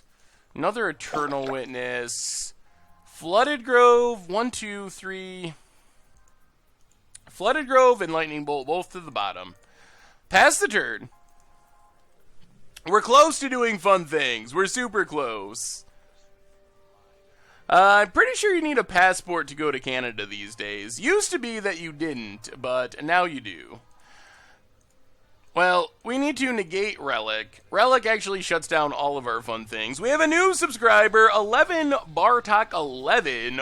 Welcome to the Fishbowl. Thank you for your subscription. Big scoops cheer for our new subscriber. So let's tick up our Ether Vial. Get a Misty. Play the Misty. Alright. Pass the turn. 3/6. I'm worried about another relic as the thing that really makes this bad. The problem is if we just let our opponent untap and they draw the Tron piece. They don't have Tron, though. If they just draw it, they draw it. Okay, pass the turn. We could have bounced the power plant there to keep them off Tron for sure, but that's kind of risky. Okay, so now we crack Misty. This is where things actually get fun. So crack Misty, get a Stomping Ground, tapped.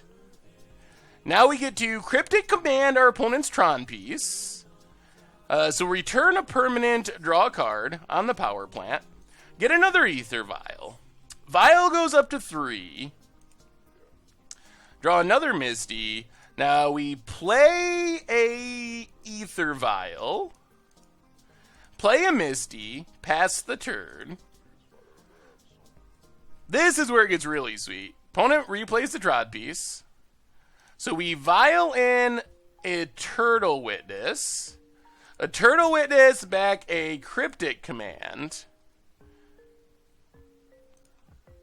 Crack our Misty Rainforest. Get a Steam Vents. Tapped. Cryptic Command. Return a permanent. Draw a card. And then next turn we could start bouncing our own Eternal Witnesses. Oh, or we just get a Snapcaster. That helps as well. So Vial, this is where Vial's awesome. This is what I've been trying to show you the whole time. We're finally actually comboing off. Now we get in with a Turtle Witness, and our opponent is more or less just hard locked under what we're doing. Opponent plays the land. So we will crack Scalding Tarn, get a Island, Violin, a Turtle Witness, get back Cryptic, return a Witness to our hand, and draw a card. And then we'll bolt our opponent's face, untap. See, this is where it's so sweet. Take up to 2, so now we have one for Snapcaster as well. Play the Island, get in with a Turtle Witness.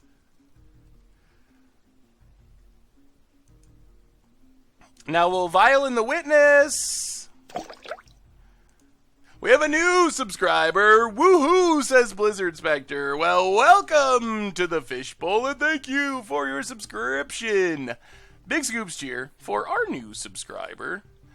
And I think next turn we might actually just be able to win with Snapcaster.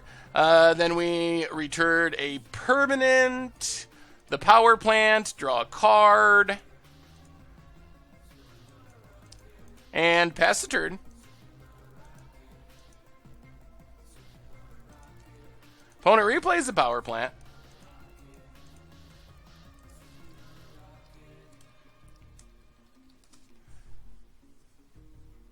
So this, see, we wouldn't be able to do all this without the Ether Vials, like cheating on the mana. So this is kind of the plan of what we're trying to do.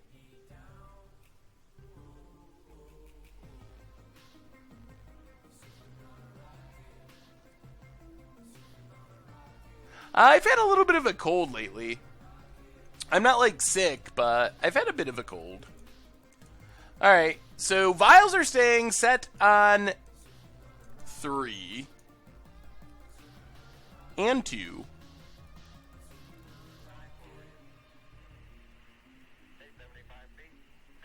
So Vial stays. We get a Goyf, play the Forest, attack with both. Opponent's at 7.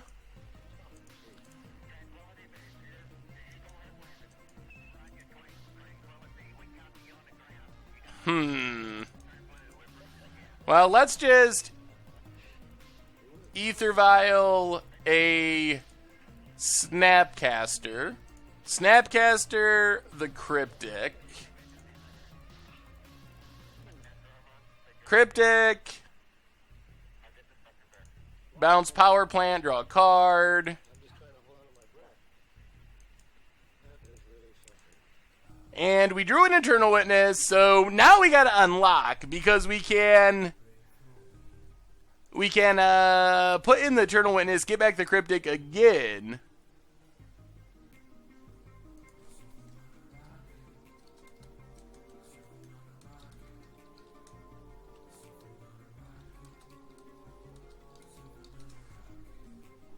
This is Eternal Command. Trying to play as many Cryptics as possible, but we're about to just win here. Opponent cracks Expedition map. Well, alright, I shouldn't have said Cryptic. We can get back in the gate or whatever. It doesn't matter. We're just going to win here anyway, so we will Violin, Eternal Witness. Eternal Witness gets back Lightning Bolt.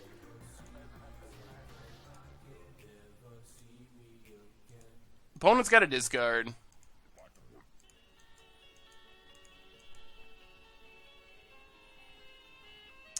Cryptic exiled wasn't a punt. I just misspoke. Cryptic is obviously exiled from Snapcaster. In my excitement of Eternal Witness, I said Cryptic. The point was we could get back another counter spell if our opponent managed to do anything.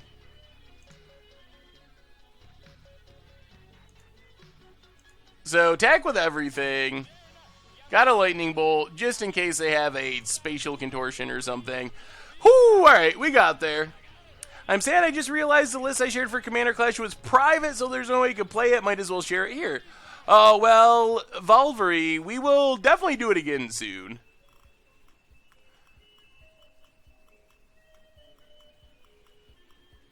I mean, I didn't... I obviously intended to flashback the Snapcaster with the... Flashback the Cryptic with the Snapcaster, which means that it had to be exiled. So I don't think that really counts as a punt, per se. But I did say we can get back Cryptic again, which the speaking punt, let's leave it at speaking punt. Is Huntmaster better than Bolt? I don't think so in this matchup because of Ugin and also Oblivion Stone. So things can go very wrong.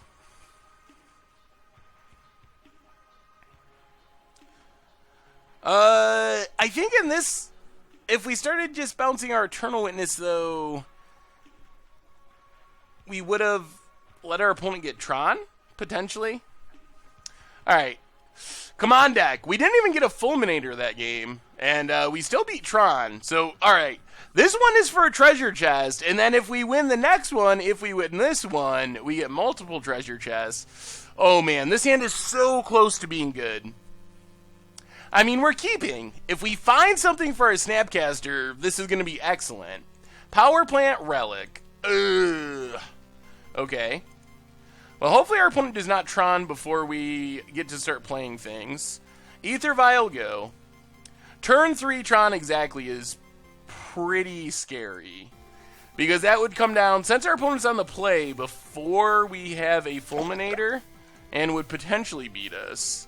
MP3 Chaos, welcome to the Fishbowl. Come on, no Tron piece. Thank you for your subscription. Big Scoops cheer for, okay, we're okay. To our new subscriber, as long as they don't also have a Tron piece in hand, we are relatively okay here. So, Aether Vial ticks up, there's a Cryptic, play the Scalding Tarn. Pass the turn. Oh, no natural Tron. If they got a crack for Tron, it's kind of okay. As long as they just... Okay, it's a forest. So they're not even going for Tron this turn. So it does mean we get to Fulminator Mage to kill a Tron piece.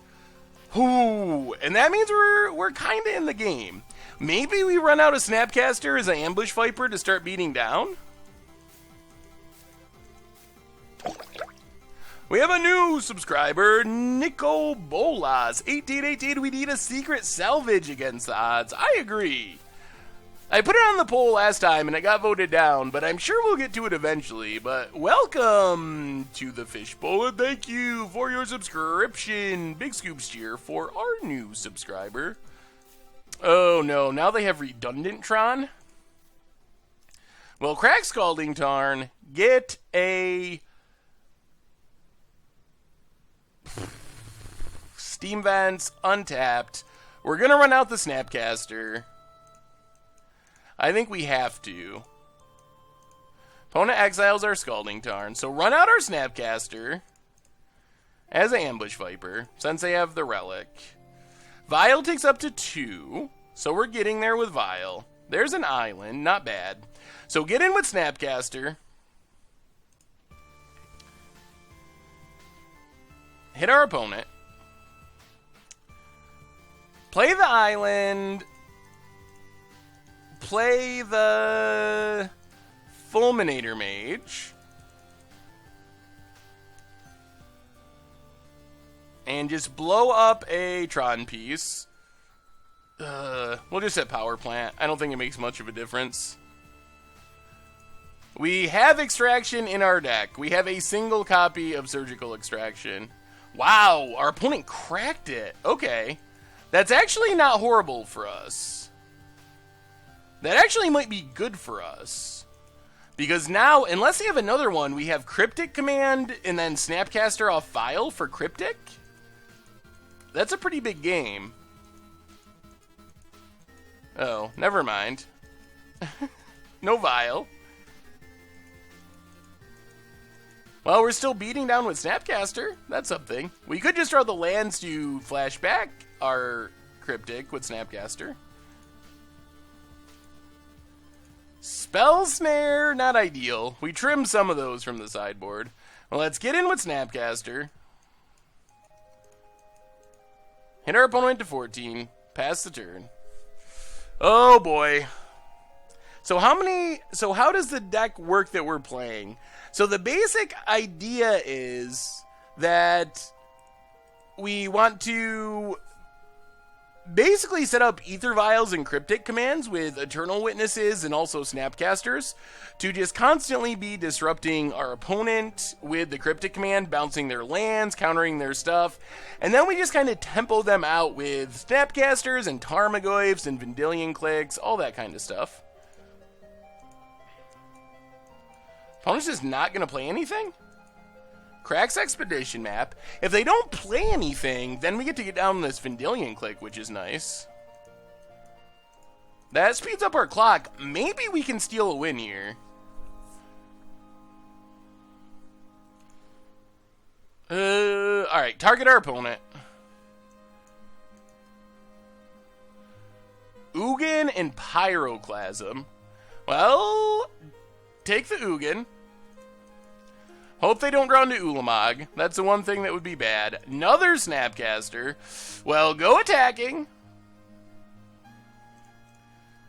Hit our opponent. Down to 9. Pass the turn.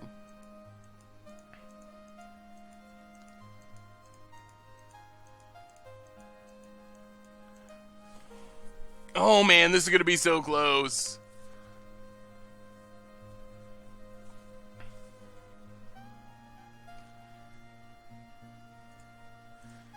Alright, Spell Snare, Pyroclasm. Come on, no big threat. No big threat. Another red source. Ancient Stirrings. Going digging. 6 mana left over. What's our opponent find? We are so close. We might have lethal next turn. We are super close. Flash in Snapcaster. What's our opponent got? Chromatic Star. Alright. I think we got it. I think we got a treasure chest. Is anyone playing partners for Against the Odds? I don't think anyone's playing partners. Is this another Pyroclasm? Opponent passes. Well, we run out of Snapcaster Mage. Untap. Attack with the crew for Xaxes, and we got the GGs. So the Tron stream, we're up to 3-1. We're going to have treasure chests to open. We got there. One more game to go still. We could get even more. Whew.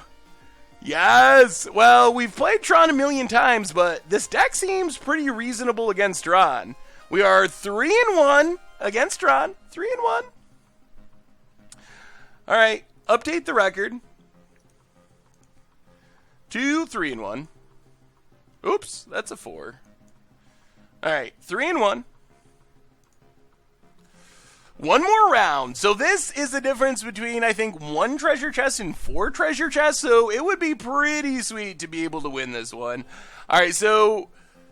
Oh, Shackles would be sweet in this. I do love Shackles. I do not know why everyone's playing Tron. Hopefully we don't play Tron again. I mean, it would be kind of funny, but I'm rooting against it. All right, one more 30-second commercial, last one of the stream, then we're back for round 5 of our league, our treasure chest opening, and, of course, we will wrap things up with a game of Momir.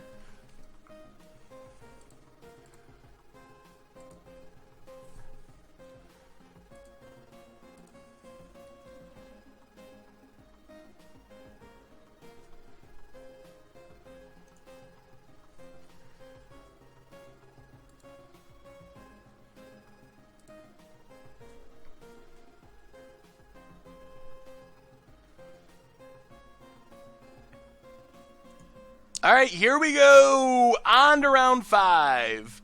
Did I know there's a free win red sneak attack in Legacy? I have seen that deck. That is a great option for a deck tech. 1 land, but we got Serum Visions. All right, since we have Serum Visions, I think we can keep this. Come on, no Tron. Just any non-Tron.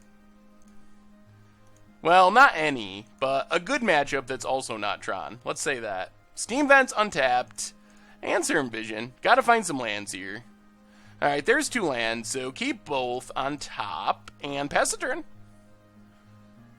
What does hosting do? It gave me an option to host, and I said yes. I am not 100% sure. Whoa, it's a Watery Grave! We are not playing Tron! Big news in the league. We are not the only people in this league that are not playing Tron. Oh dear. Cavern of Souls. Slivers! Oh boy. Well, this is going to be an interesting end of this league. Our opponent is apparently playing Slivers. Well, there's mana left, which means we need a Lightning Bolt. Huh! 5-color Slivers! We went from 5 colors... We went from Tron to 5-color Slivers, of all things. So this is going to be something. I assume this is a good matchup if we get our Cryptic locks online. Diffusion Sliver, okay. Can't counter it. Opponent passes. Primo, 4 months in a row. Welcome to the Fishbowl, and thank you for your subscription. Big scoops here for our new subscriber. I think we're going to click ourselves to get rid of this remand. Ether Vial. Oh, not a land. Okay. Well, we'll draw a land eventually, hopefully. Get in with Cryptic. Maybe we just need to Snapcaster the Serum Visions. I think our way to win is get to Cryptic command point of the game and just like keep tapping down our opponent's team over and over again. There's a land. Click to the bottom, Spell Snare to the bottom. Play the Mountain, play Ether Vial. Alright, things are shaping up. We need one more blue source though. We found a land, but it's not a land that lets us cast Cryptic. Oh, did I say Cryptic? I meant Vendilion Click. Every time you show commercial, I have to completely restart the stream.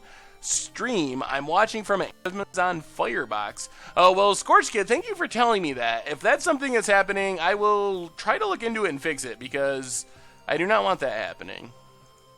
Come on, blue mana, or really any mana, but blue mana in specific. Ether Vial is not. Well, go attacking.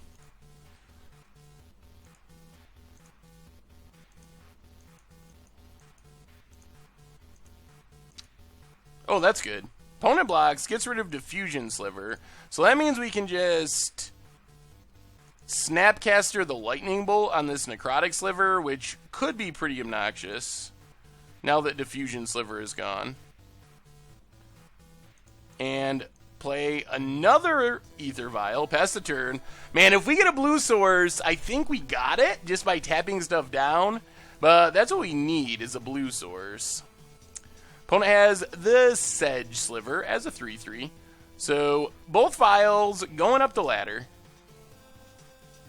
Haha, it's blue mana. Alright, so get in with click, pass the turn. Now we have at least 2 Cryptics in a row, which is pretty good for us. Any teasers of this Commander Clash? Well, I play one of the most me decks I've probably ever seen. Alright, Predatory Sliver. Opponent's going to go attacking. Okay.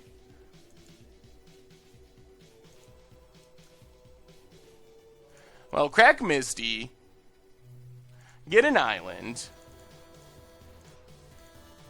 And then let's just bounce draw.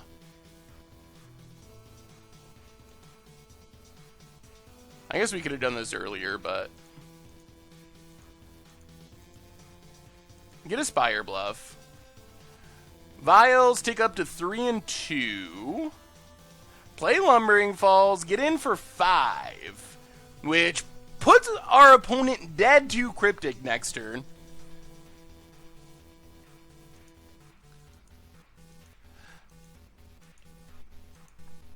I love this Sliver deck. Opponent is a gentleman and a scholar. Yeah, our opponent's deck is pretty sweet.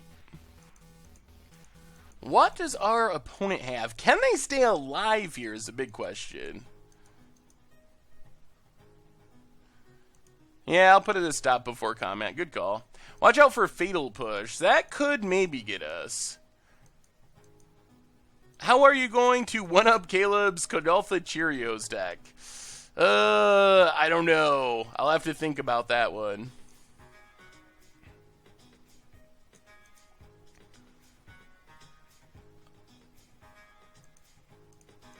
Well, let's tap draw with Cryptic.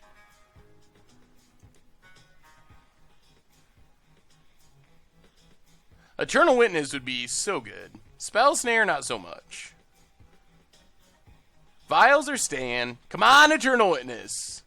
Ha ha ha ha ha ha. Wait. Fatal Push. Well, let's just play Spire Bluff. Go attacking with both. Our opponent either needs Fatal Push or they need to sacrifice a Sliver. They gain 3, sack a Sliver. We could have attacked with Lumbering Falls, but I think this line is safer because the Lumbering line could lose to a removal spell still. And our opponent scoops it up. Woo, we are one game away in match 5 from completing the 4-1 in the Mono Tron League, plus 5 color slivers of all things, and opening up a bunch of treasure chests.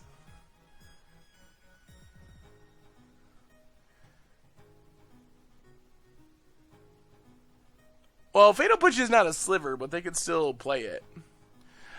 We did get a bunch of snow today, but not really a true snowstorm, but it is snowy. This seems like a match where Anger seems good. Flame Slash, maybe Thragtusk or Huntmasters if we can find room.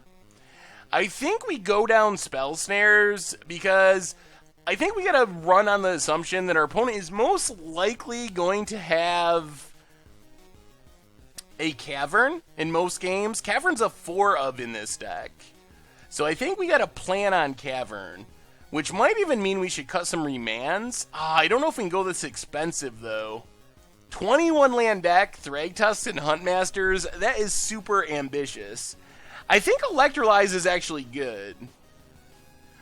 Lumbering Falls has Hexproof, but they could have killed one of our other creatures. And then we wouldn't have actually killed our opponent. Against Odds, Leyline of Sanctity. Ooh, that sounds like a pretty sweet Against the Odds option, actually. What are our cuts here? Yeah, we could just go with Huntmasters. Thragtusk is a little much, I guess. Angers. Maybe we just go 2 Huntmasters. They are super expensive for a 21 land deck. And then just go down a couple remands. Maybe that's the way to do it. Something like that.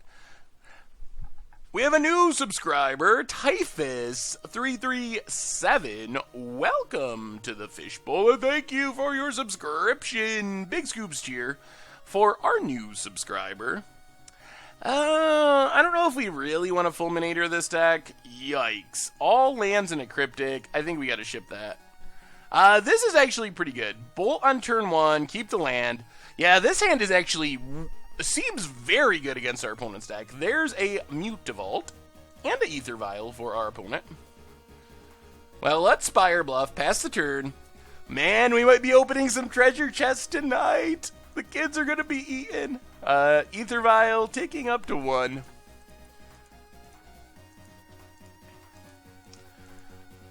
Be cautious of Revolt. Good call. I will be aware of the Fatal Push. We haven't seen any Fatal Pushes this league because of, well, it was all Tron, but they actually always play Aether Vial in this deck. Diffusion Sliver, a bit annoying. It does kind of keep our removal in check. There's a Cryptic, so let's just play an island, pass the turn. So this is basically like a Frost Titan ability. Gotta pay 2 or it's countered when we cast a spell that targets it.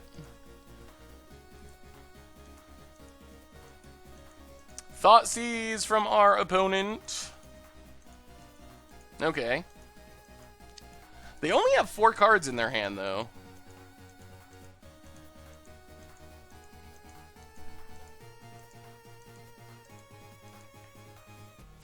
Any thoughts on red-black creatureless control burn in the current standard meta? Maybe it could work. The control decks have really been struggling with vehicles, but if you think you can keep up with the vehicles deck, then it's probably pretty fine. Opponent only has 3 cards. They take our Vendilion Click. Fires up their Mutavault. Well, I think we just got to take the hit here. If we tried to Snapcaster, we could definitely... Well, actually, let's Snapcaster. Snapcaster block Diffusion Sliver, I think is fine. Because even if they have a Lord, Diffusion Sliver is still gonna die.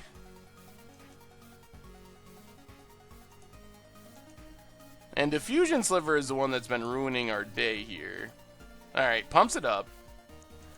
Down to 17. Diffusion Sliver gone. We draw another Vendilion Click. Well, maybe... Well, let's pass the turn. What we really want is this... Oh, this Huntmaster would be so good. Opponent takes up to 3.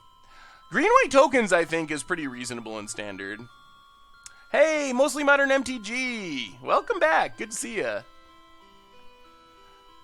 Yeah, we're pretty close to finishing with a 4-1, which isn't bad.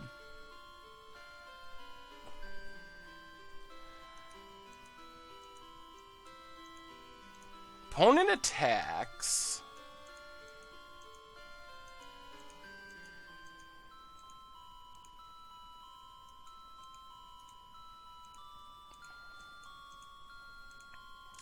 Three mana. They could have the Lord. That would be bad. It would make it regenerate. Alright, let's just let it go for now.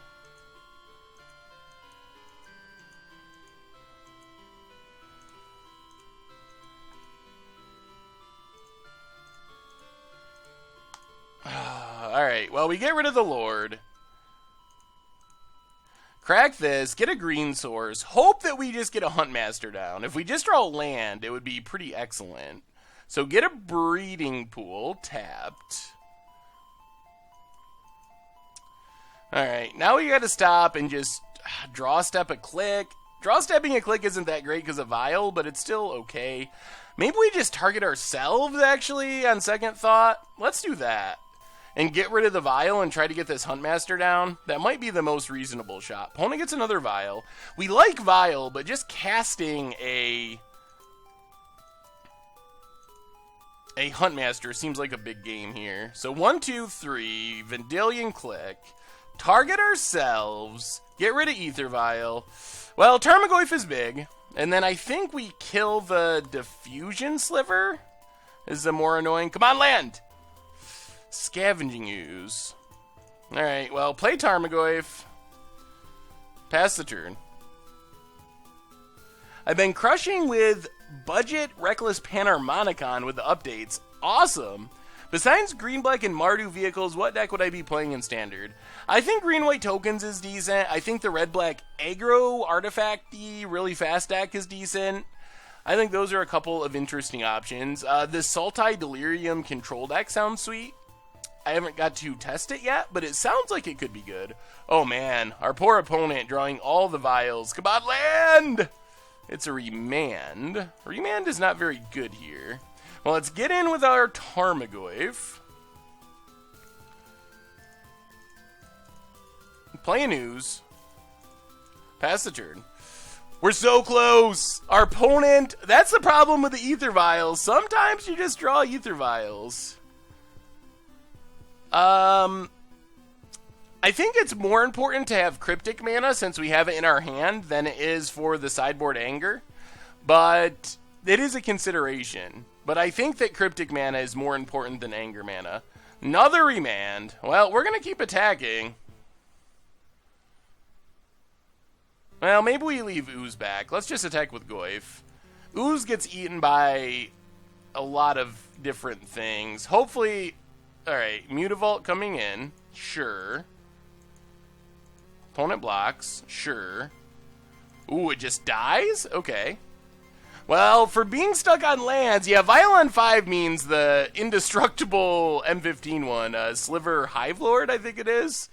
And that one is... That's going to eat any of our attackers. Only good news is we start to get to start growing our Ooze. Gaining a bit of life. Another Mutavault.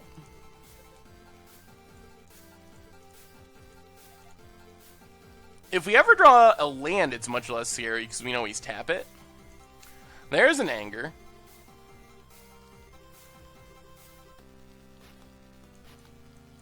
Well, let's get in with the Goyf.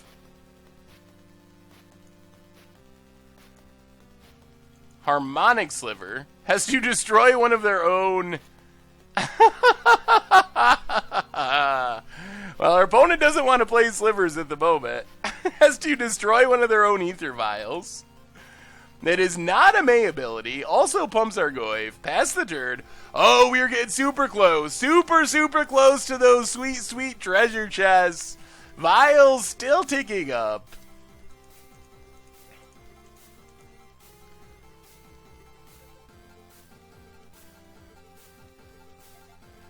Opponent passing. Well, let's eat something else with our Ooze, the Harmonic Sliver.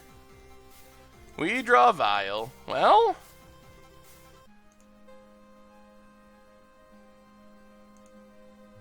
let's attack with both. This is probably fairly safe. Opponent blocks. We play a Vial. Oh, alright. I think we got it. I think we got it.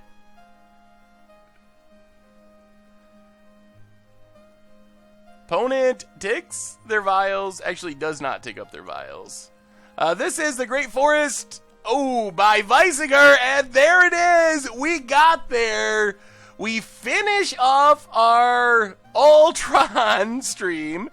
4 matchups against Tron, 1 against Slivers, but finish off with a 4-1, making up for some really rough ones with unexpected results in 4-Color Revolt, where we just did super poorly, but we have it. We have 4 treasure chests to open, and I wish we got a better selection of matches so I could kind of show off the deck more, but we did have a match where you got to see what it does, where you can Violin the Eternal Witness, get back the Cryptic.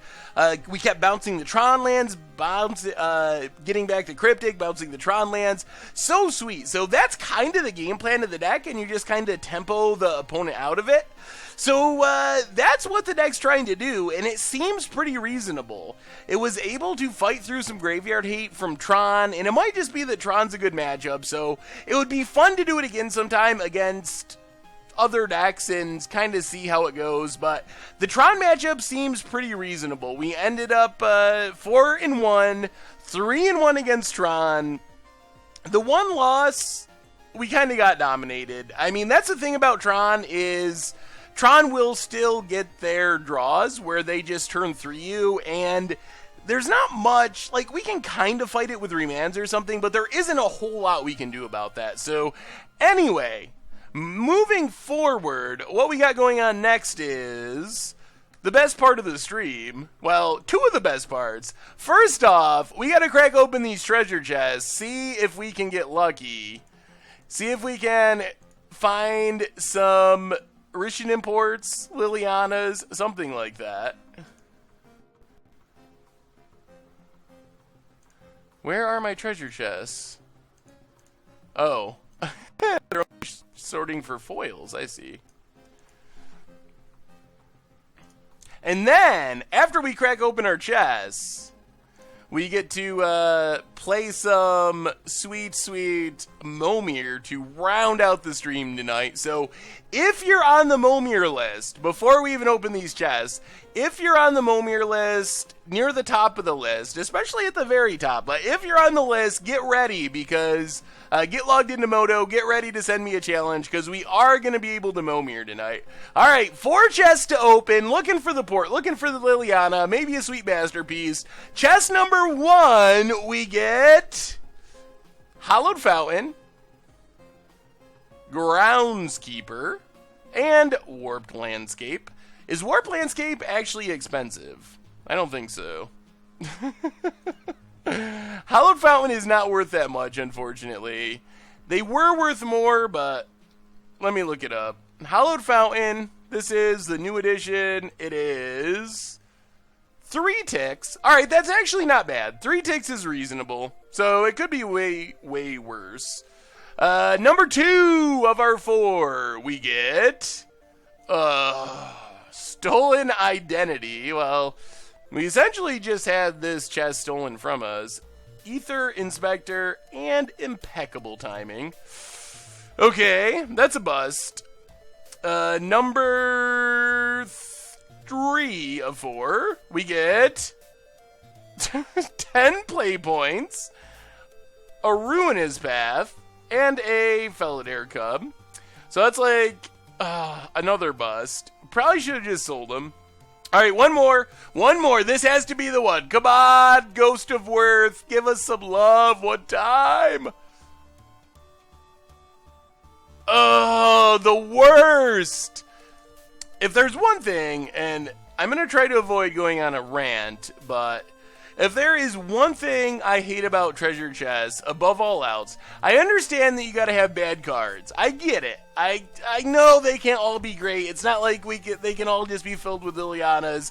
I understand that. It makes perfect sense. However, it feels really bad when you don't even get a rare. Like, could you imagine if you opened a booster pack and didn't get a rare? I know when they did the standard showdown thing in paper, you always got a rare. Like, players expect rares. So to open a chest and get 3 commons, well, I guess 1 uncommon, which, whatever, it's the same as a common. So that part really bothers me. As weird as it sounds, if Molten Rain was a bulk rare, I would actually be happier just because the optics are bad. So, I don't know. So, I think there should be a rare at each one. Even if it's a .001 tick rare, that's fine. So, treasure chest, sort of a bust. League was pretty good, though. And I mean, Molten Rain is worth almost a tick or whatever. But any more suggestions for a more budget finisher than Herald of Anguish and Grixis Improvise? The Dragon? Free Jam Regent? I think that's probably the only other one. So, I mean, the chests are very high variance. In the long run, you do come out selling them, ahead selling them. Stolen Identity could be a good against the odds. So if you are on the Momir list, send me a challenge. It is time for the Momir. So if you're at the top of the list, you get first dibs. If you are on the list, period, or near the top, you get second dibs. If no one. All right, there we have it. We have a Commander Beacon challenge. All right, so it's Momir time. Our first Momir match of the night. We will see how long this one goes. There's a chance we get to squeeze into. If you're taking off now that Constructed's done, we will be back on Thursday or on Tuesday rather. It is Thursday. We'll be back on Tuesday for another one. So another league of some kind. But all right, Momir time. We'll keep this. We actually have our good lands today. Looks like. Getting rid of those long name ones, Jay Zoller. Everything's coming up Jay Zoller tonight. Alright, Swamp Goo.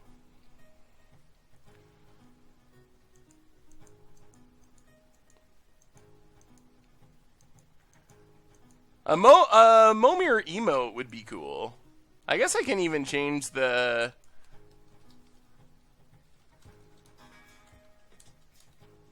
name of the stream. I don't usually do that, but maybe that's a good idea, because some people come in and say, like, hey, why aren't we playing Constructed anymore? So at least I can give them fair warning. Alright, since we are on the draw, we're going to make a 2-drop. 2-drop is Scaleguard Sentinels. Additional cost to cast it. You can reveal a dragon, gets +1/+1 counter. Just a 2/3, so not great. I'll be incredibly happy if you pick my deck for Commander Clash. It's a life goal. Well, I don't know if I did or not, actually. Ooh, a weird tapper. Untapped tapper. Silkwine Fairy. 1 and a hybrid, blue and white. You can untap, or tap a creature. You have to untap the fairy to do it, though. Oh, this isn't the good one. We still have the mismatched lands. Ugh. Alright, discard an island, 3-drop. Yikes. Teferi's Drake, not ideal. 3/2 flyer, but it's at phasing. Also some interesting art. Are drakes like dinosaurs, apparently? Raptors? Yeah, I keep loading the wrong Momir list. I have one that has nice lands and another one that is mismatched lands, and I keep accidentally loading the mismatched land one. Oh, there goes Teferi's Drake. Phases away into oblivion. The War Mammoth. 3/3 trample. Is there a budget finisher for black-white control in Standard? You might actually be able to use Sorin. Hey, see you, Recycled Toad. Thanks for hanging out. See you on Tuesday for another one. So I just had one that I played with for fun, and the lands were all mismatched. So for some reason, when I matched all the lands, I don't know why, or if I even did it on purpose, but I created another deck.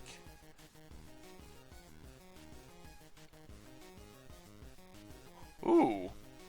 Does this ramp our opponent? Is that 4 mana ramp? It says play. You can play a land, I think.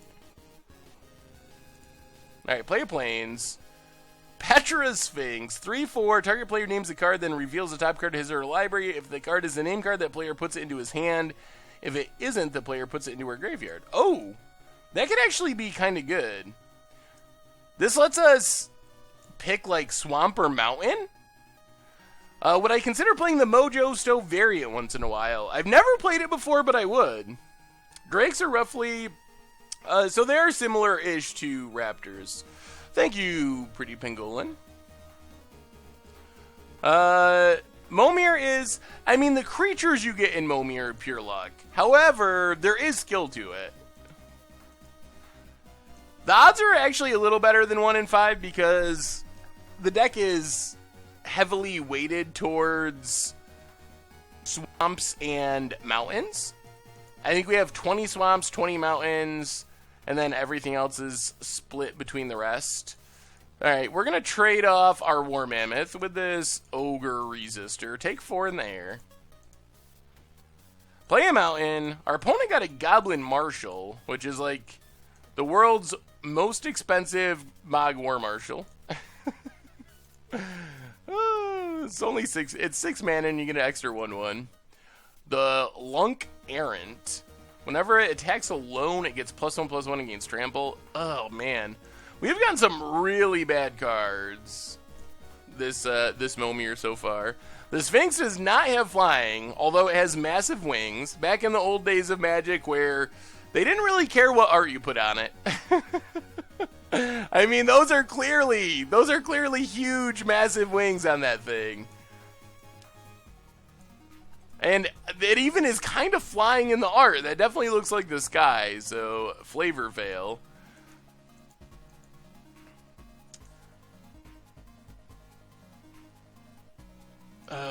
Hoarding Dragon, search for an artifact when it dies, put the exiled card in your hand, okay.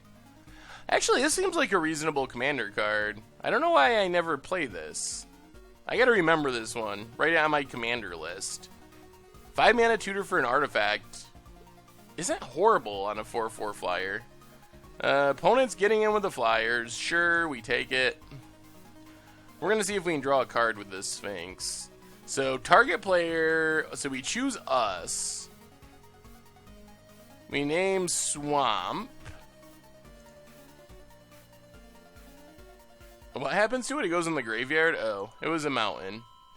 Well, we need a good 7-drop. We would prefer non-phage 7-drop, but... Silent Blade Oni. When it deals combat damage to a player, look at her hand and kiss a non-land card without paying its mana cost. Okay. Are we just dead here? We're taking 8 in the air? We're going to have to hit like a bomb 8-drop to even stay in the game. I don't even know what's going on in Stasis Jay Zoller. That's not even not matching. That's just insanity. I don't even know what it was. Am I taking commander deck recommendations? We'll spam the inbox with Minotaur Tribal, including Rakdos, Guildgate, and Shock. Yeah, we just did a viewer submitted week that will be posted on Friday. But always feel free to send suggestions. We do the viewer submitted week fairly regularly, so it'll come up again. Yeah, the Oni is definitely sweet in like Commander and stuff. Ninjutsu for 6 isn't bad either. Not great right now. Definitely not great in a format with all lands. I wish these swamps look like that all the time. The warped art looks so cool for some reason. Razia. Flying haste for the next 3 damage would be dealt to a creature you control is dealt to another creature instead. The problem is our opponent can tap it. Yeah, that's Gabe. Alright. Not good enough. We needed like mass bounce or something. Oh, I can move down the match record. I'm just so proud of that 4-1. I couldn't take it down.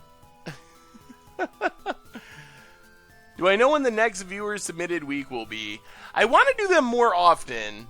I don't know exactly when it'll be because we literally just did one, but I think that it's gonna happen more frequently because people like them and we like them. So it seems like a win-win all around. What's up, Zero BSK?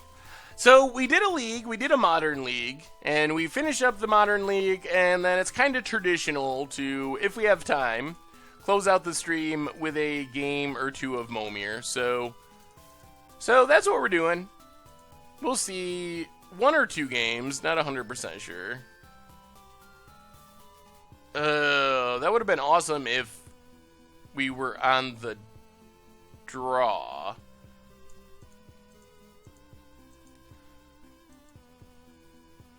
Abotion with Static Orb, Winter Orb, and Icy Manipulator. Does not sound like a good way to make make friends. Sounds sweet though. We gotta skip our 3-drop actually. We'll trade with Wall of Torches if our opponent wants to. Because that could technically trade up in the future. Not taking the bait. Hey, what's up, 18Z Cooper? How goes it? What would I recommend for the mana base of Momir? Well, for Ferriri, welcome to the Fishbowl, and thank you for your subscription. Big scoops cheer for our new subscriber. So, my mana base is 20 swamps, 20 mountains, and then, like, what would that be? 7, 7, 6, something like that for the rest of them. I think probably six islands. I think I have very slightly less islands. So that's basically how I do it. So a third swamps, a third mountains, and a third everything else divided up. When attacks end up blocking, you may gain control of an artifact they control. If you do, it assigns no combat damage. Okay, we'll pass the turn.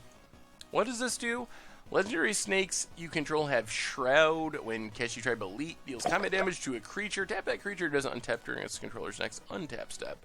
We have a new subscriber, MTG Esther 1980.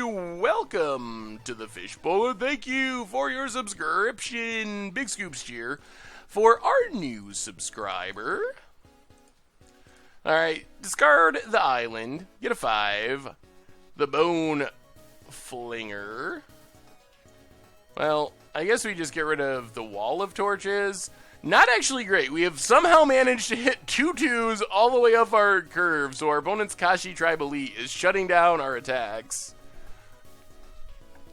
Yeah, you will find all kinds of terrible cards playing Momir. That's one of the joys of the format. Barrington Medic.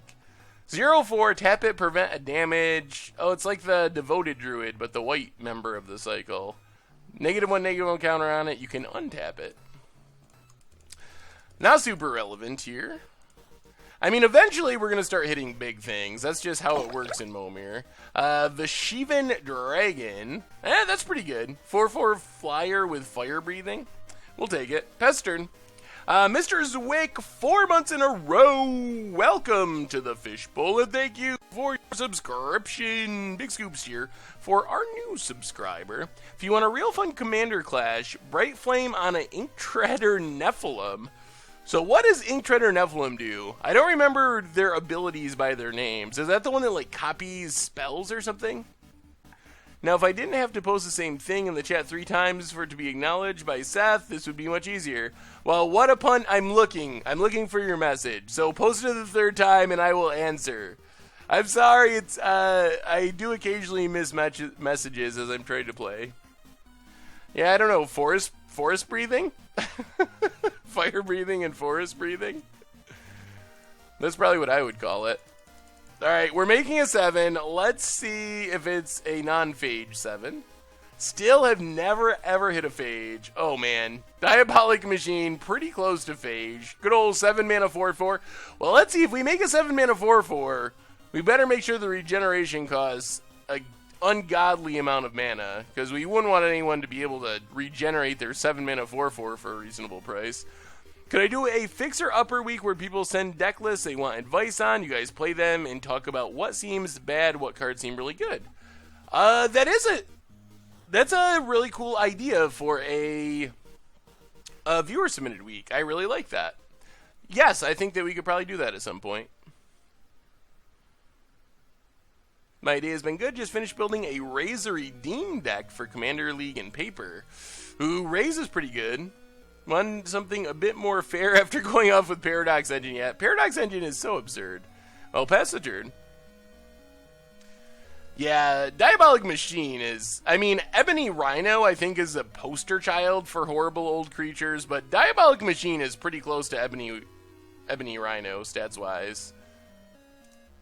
The old art is sweet, though. I do miss the old Magic art. It's just, like, so much more absurd and funny when... everything's a little, like, crisp and clean, and I'm sure it's better now in a lot of cases, but I don't know. I do sometimes miss just the the goofy old art. What is going on in these art? Like, look at that dragon. They wouldn't put a dragon like that today, but that dragon's sweet. It's got the green wings, so you know it has butt building or forest breathing or whatever we decided on for the mechanic name of pumping. Oh, there's a gold tree. All right. Well, let's get in with the Vashino. No, we better not. Whenever Dream Pillager deals combat damage to a player, exile that many cards from the top of your library until end of turn. You may cast non-land cards exiled that way. That's actually a drawback in Momir. Yeah, I would not be surprised if Paradox Engine actually ends up being banned, period, in Commander. Thoughts on blue-black control in Standard? I mean, you can give it a shot. I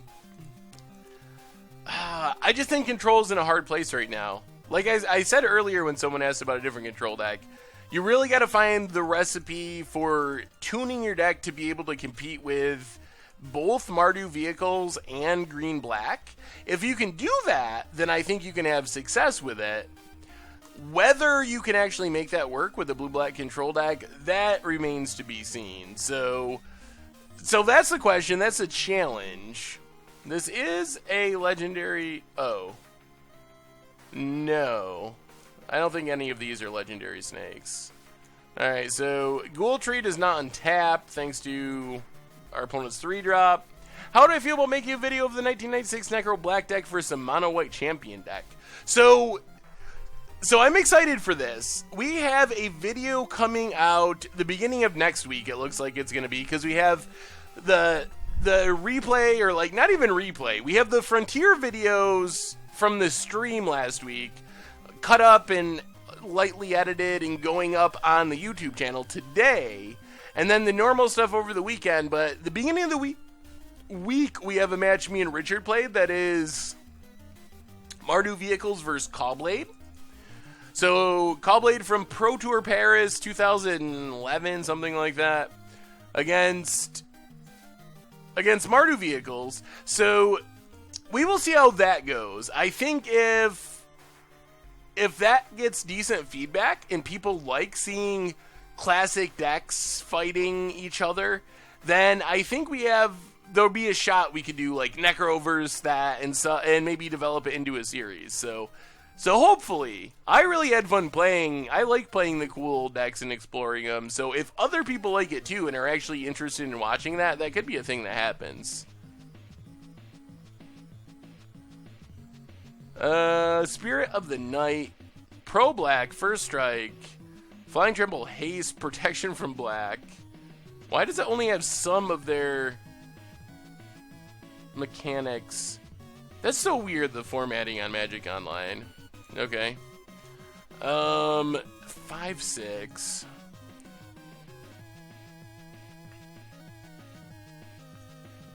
Yeah, I guess we just take it. That is kind of big in the air, and we can't really deal with it. I think we might just lose here.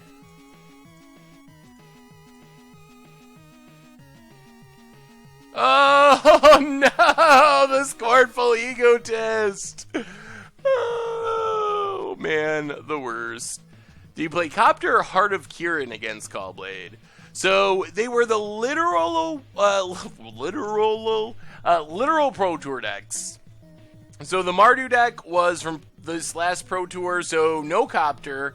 However, the Caw-Blade deck was from Pro Tour Paris, so it didn't actually have some of the cards you'd associate. Like, that was before New Phyrexia, so there wasn't actually Batterskull, for example, or even sort of War and Peace. The equipment were, oh geez, the bad one-mana equipment that gains you life. So a Solvuk Life Staff, maybe?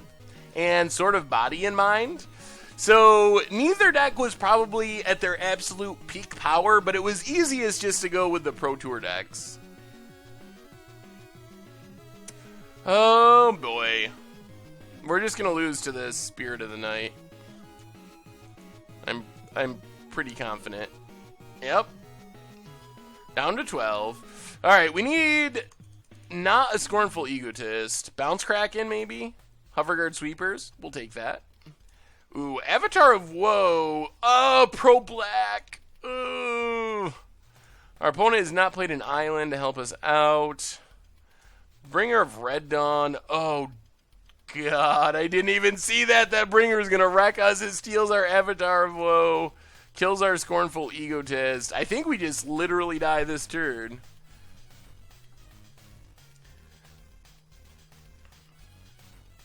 Yeah, Scornful Egotist looks really horrible, but if you had, like, let's say, what's a good example?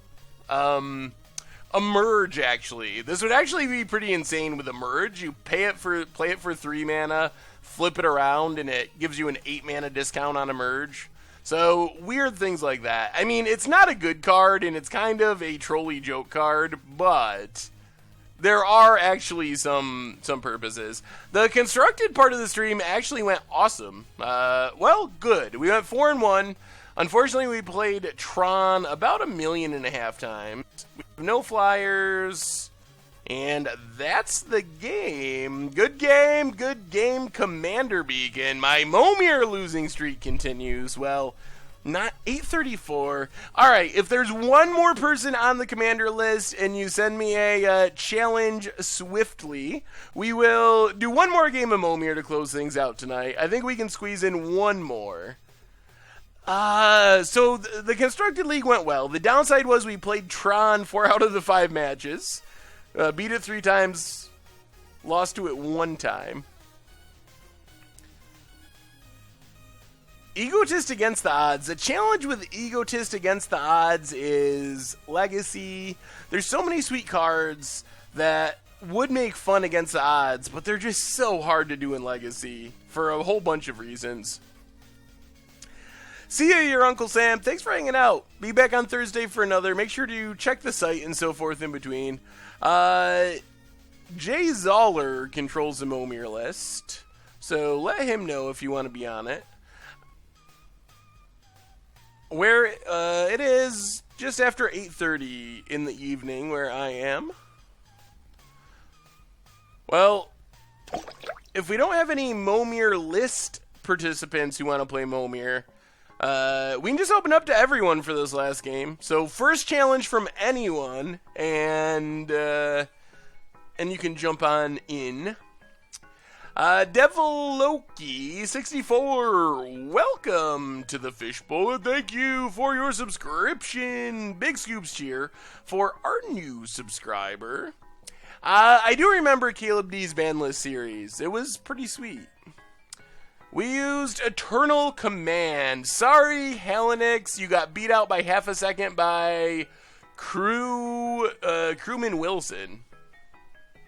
So if Crewman Wilson is on the Momir list, bump him down to the bottom. If not, thanks for playing. Coco does do a pretty good job of making pretty much any tribe playable. I mean, it might not make them good, but it makes them playable. Well, that's fine, Crewman Wilson. The list people were not around.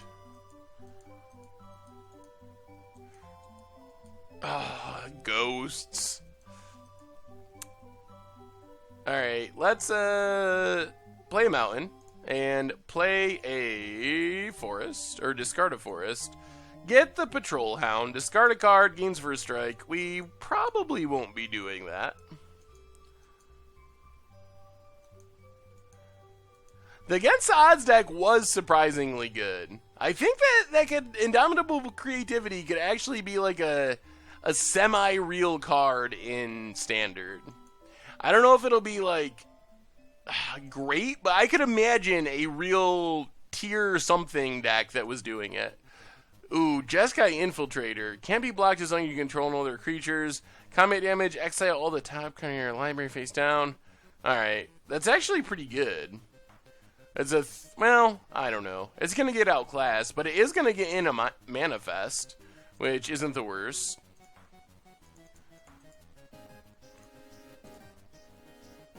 We get Keiru Spell Snatcher. Would be better if it was morphed somehow, and in a format where people cast things. We're going to do Zebras for Against the Odds. I know you can't stand running up against Tron all the time. How do you feel about non-Karn Tron decks like Blue Tron? I actually don't mind playing Eldrazi Tron or Blue Tron that much. It's not so much Tron itself that is annoying. It's the scariness. I think it's the same.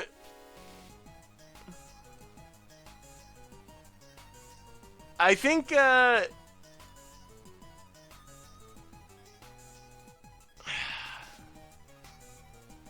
it's the same reason that I don't like playing against Infect, basically, when it comes right down to it.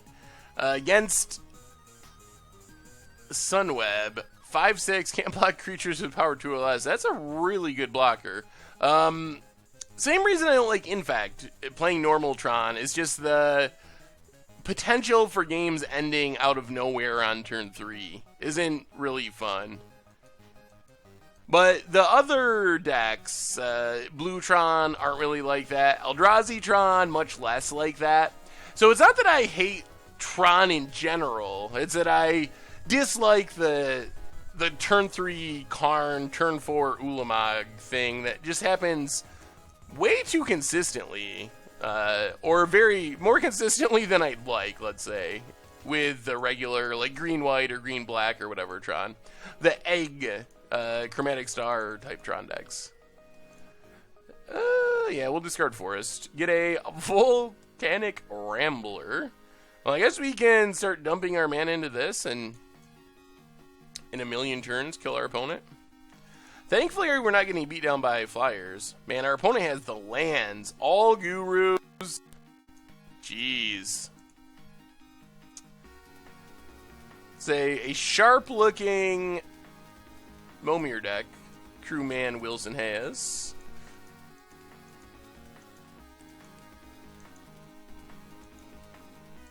Yeah, green is probably down my list of favorite colors in Magic.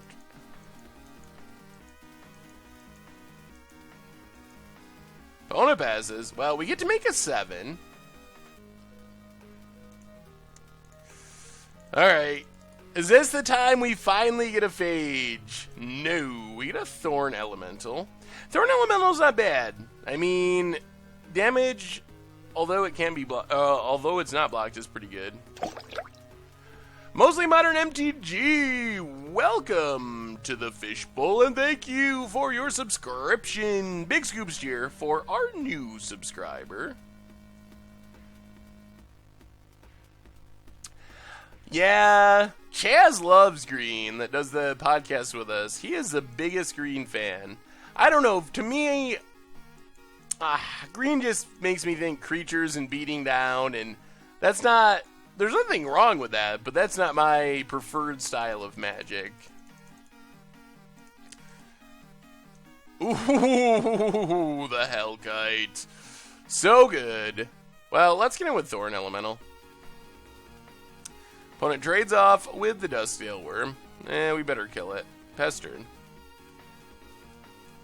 I don't even know what this thing's doing. 4/4 flying. When it enters the battlefield with 3+1/+1 counters on it, beginning your upkeep, you may remove any number of them, create that many colorless Tetravite artifact creature tokens with flying, and they can't be enchanted. At the beginning of your upkeep, you may exile any number of the creatures. Oh, flying, and they can't be enchanted. Well, wouldn't you want your 1/1 Teravite tokens to be enchanted with something? Man, we're getting can deal combat damage, although it wasn't blocked tribal going. Opponent's going to lose their Nicole Bolas, which is nice. Blue is my favorite color. Blue, by far, is my favorite color. But blue, I mean, actually, if I had to rank the colors, white would actually be last. Green is actually less hated than white, I think. No, that's not true. In the context of Commander, it's true. In Constructed, I actually like white, but in Commander, blue would be number 1 and white would be last. Avatar of Hope, I still don't really feel like we can attack with this. We're going to trade it with this Tetravis or a Sunweb. If we get another dragon, it gets so much better. Maybe I should have attacked with Death Coil Worm. Black is good as well. I would actually change the rules so if you win the game outside of the combat step, you would lose instead. Jay Zoller, you have the exact opposite view of Magic that I do. We like exactly the opposite things. Alright, come on, dragons. Thousand Leg Kami. Alright, let's get in with Death Coil. Kamigawa's so bad. So bad. Well, thank you, Mostly Modern MTG. Definitely appreciate it. Opponent blocks. Remove a counter. Has no counters. Alright, we'll just destroy the 6/7.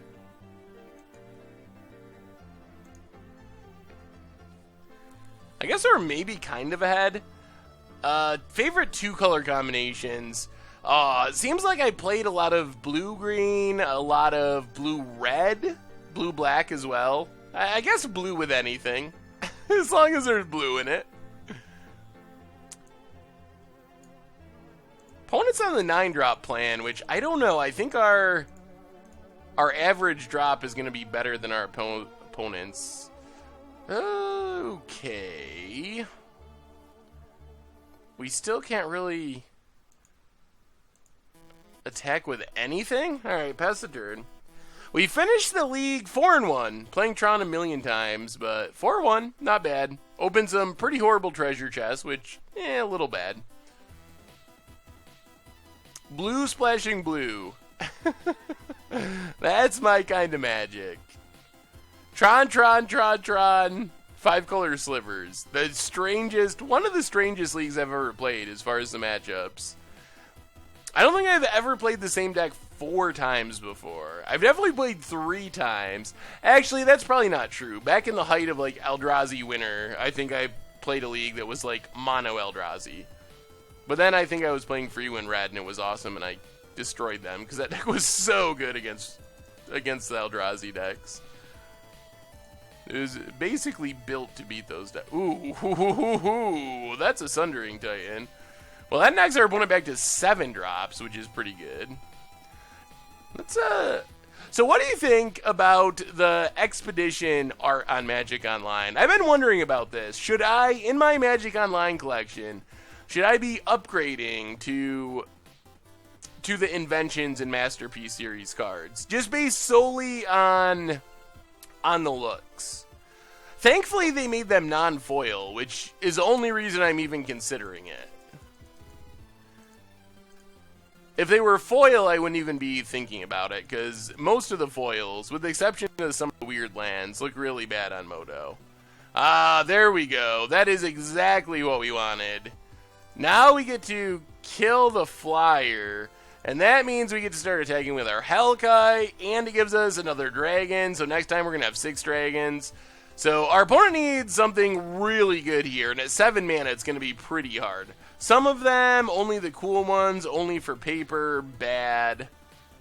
Alright, Tidal Force. So I can tap down a dragon, a land. Well, I don't even want to make anything. I just want to attack with dragons. I think that's all I need to do.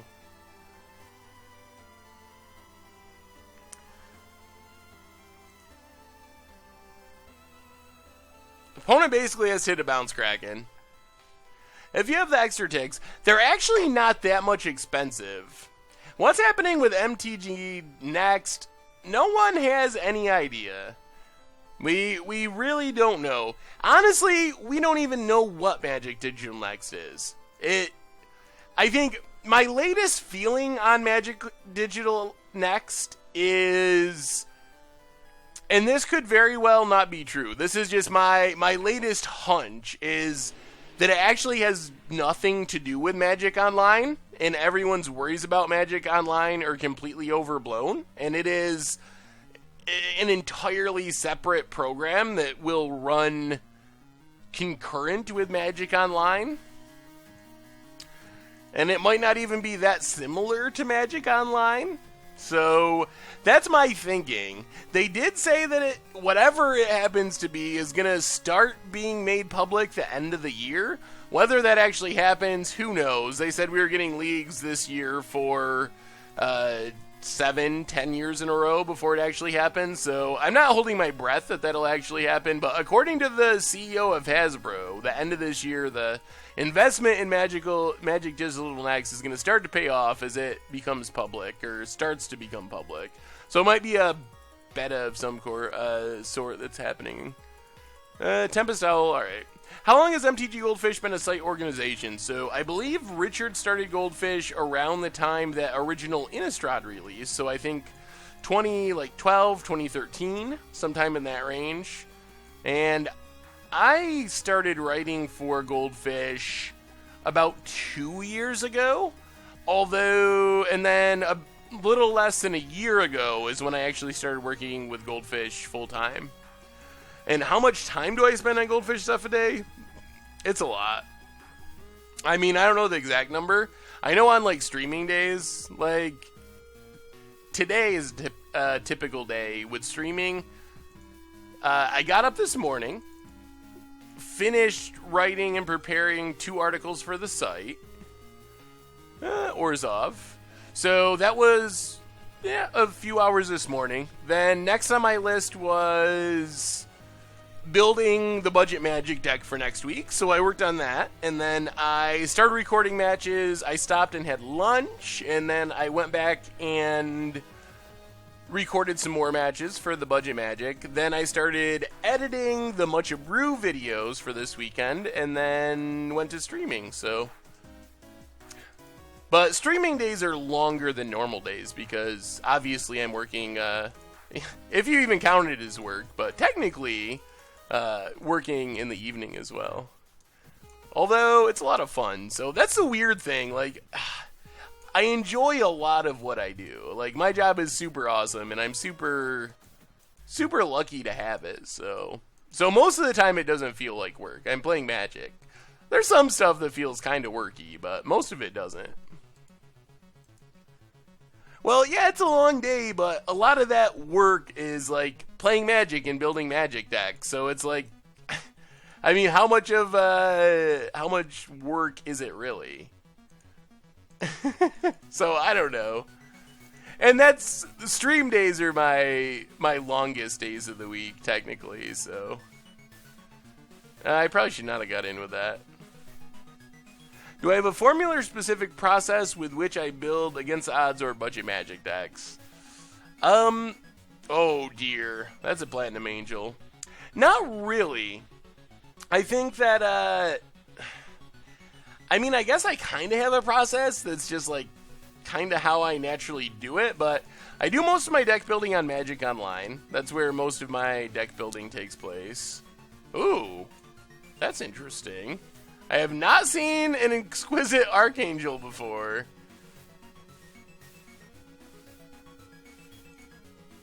This is going to be very interesting. Not as good as Platinum Angel and Momir, because there's no removal.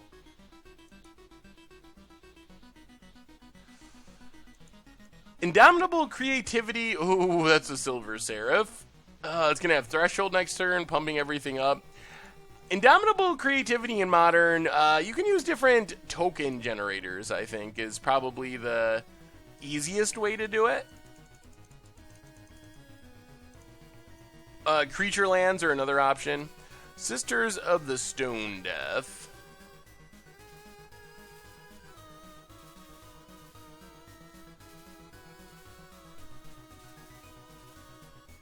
I have no idea. I have never seen an Exquisite Archangel in Momir before, so we will find out together, because we're about to die.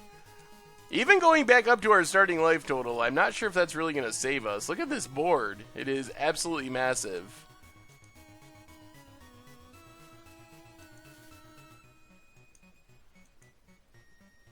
Well, we might as well chump. Buys us an extra turn before we die. Make an 8. Ooh, okay. Sphinx Sovereign, not horrible. Still don't feel like we're really beating our opponent's board state, though.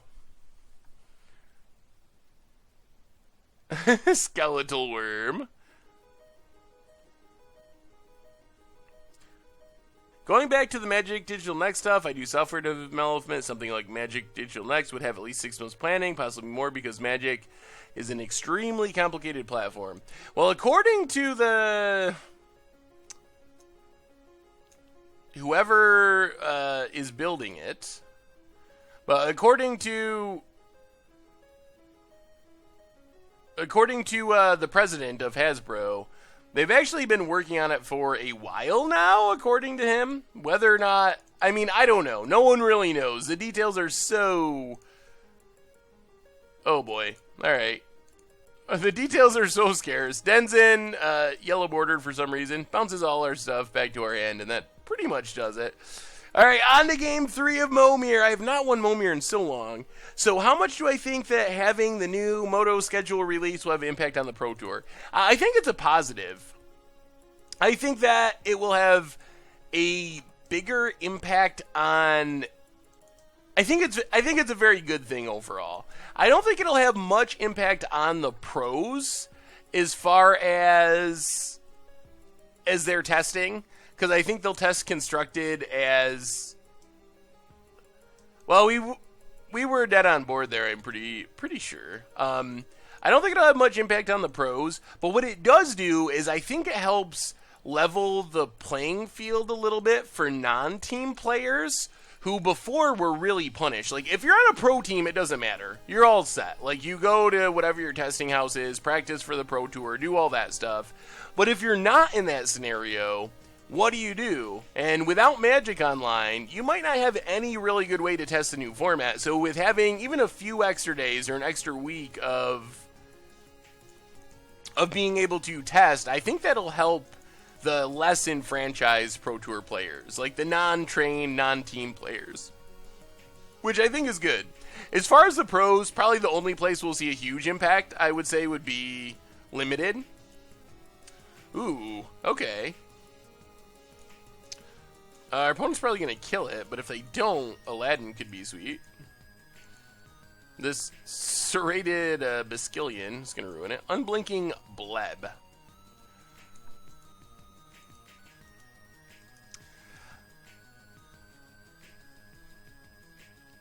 Yeah, I think in Limited it's a really big deal, and constructed for other players. Well, the thing is, though, like, there are other options where you can technically play. I mean, you can technically, proxy up some cards and play. So there are options. The thing that makes Magic Online so great is if you play the best tournaments on Magic Online, it's really equivalent to playing, like, day 2s at GPs or something. Like, the level of competition and the decks that you play against, I would assume that most local game stores wouldn't be able to offer that, and most play groups wouldn't be able to offer, if your goal is to, like, test at the highest level possible to have success at a Pro Tour. Like, I really think that Magic Online is probably second behind being on a pro team, or having a really strong, very competitive play group or something. They moved up. Like, one of the things that's always been frustrating about Magic Online is that there's a very long gap between when you can when the set releases in paper and when it releases in Magic Online. So for example, we'll have paper pre-release, and then the cards won't pre-release or release on Magic Online for almost 2 weeks. But they have moved it up so when a set releases in paper, pre-release day, the very next Monday, so 2 days after the paper pre-release, the cards will release on Magic Online, which is close to 2 weeks earlier than it was before.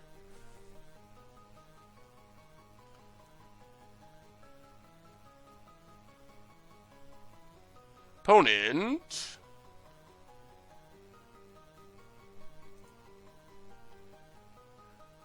makes Argyle a bit smaller. I think we lose to our opponent's board. This combo of Serrated Basquilian and Tremoka the Eternal is pretty good. Oh boy, there goes our flyer. Yeah, we are pretty done for here.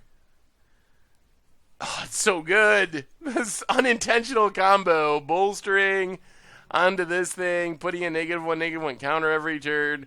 I think we just gotta chump and hope we hit some sort of removal. I think that's our only shot. Yeah, 10 days is almost 2 weeks, I think. Ah, twice in a row. Oh my goodness. Oh, all right. Well, we were Denzin to lose this one. Good game, Crewman Wilson. Oh, Momir. You never know what'll happen. Good game, good game. So everyone, I think that's going to wrap us up for tonight. So, on the way out the door, remember, if you're looking to check out this stream, you want to see some more Tron matches over and over again, make sure to check out the MTG Goldfish Replay YouTube and the normal YouTube. Tonight we got the Frontier matches from last week's stream going up. Tons of content against the odds last night featuring Indomitable Creativity. Much Brew, don't miss it this weekend. We're playing Sramos. The deck is absurd. That comes out on Sunday, so tons of content on there. And last but not least, the merch page. We got playmat bags in stock now, so if you want to support the channel and the site, check that out. Anyway, thanks to all of you. You were awesome. It was a really fun stream despite the endless Tron mirrors. Anyway, thank you very much, everyone. Have a great weekend, and I will see you on Tuesday. I'll talk to you soon.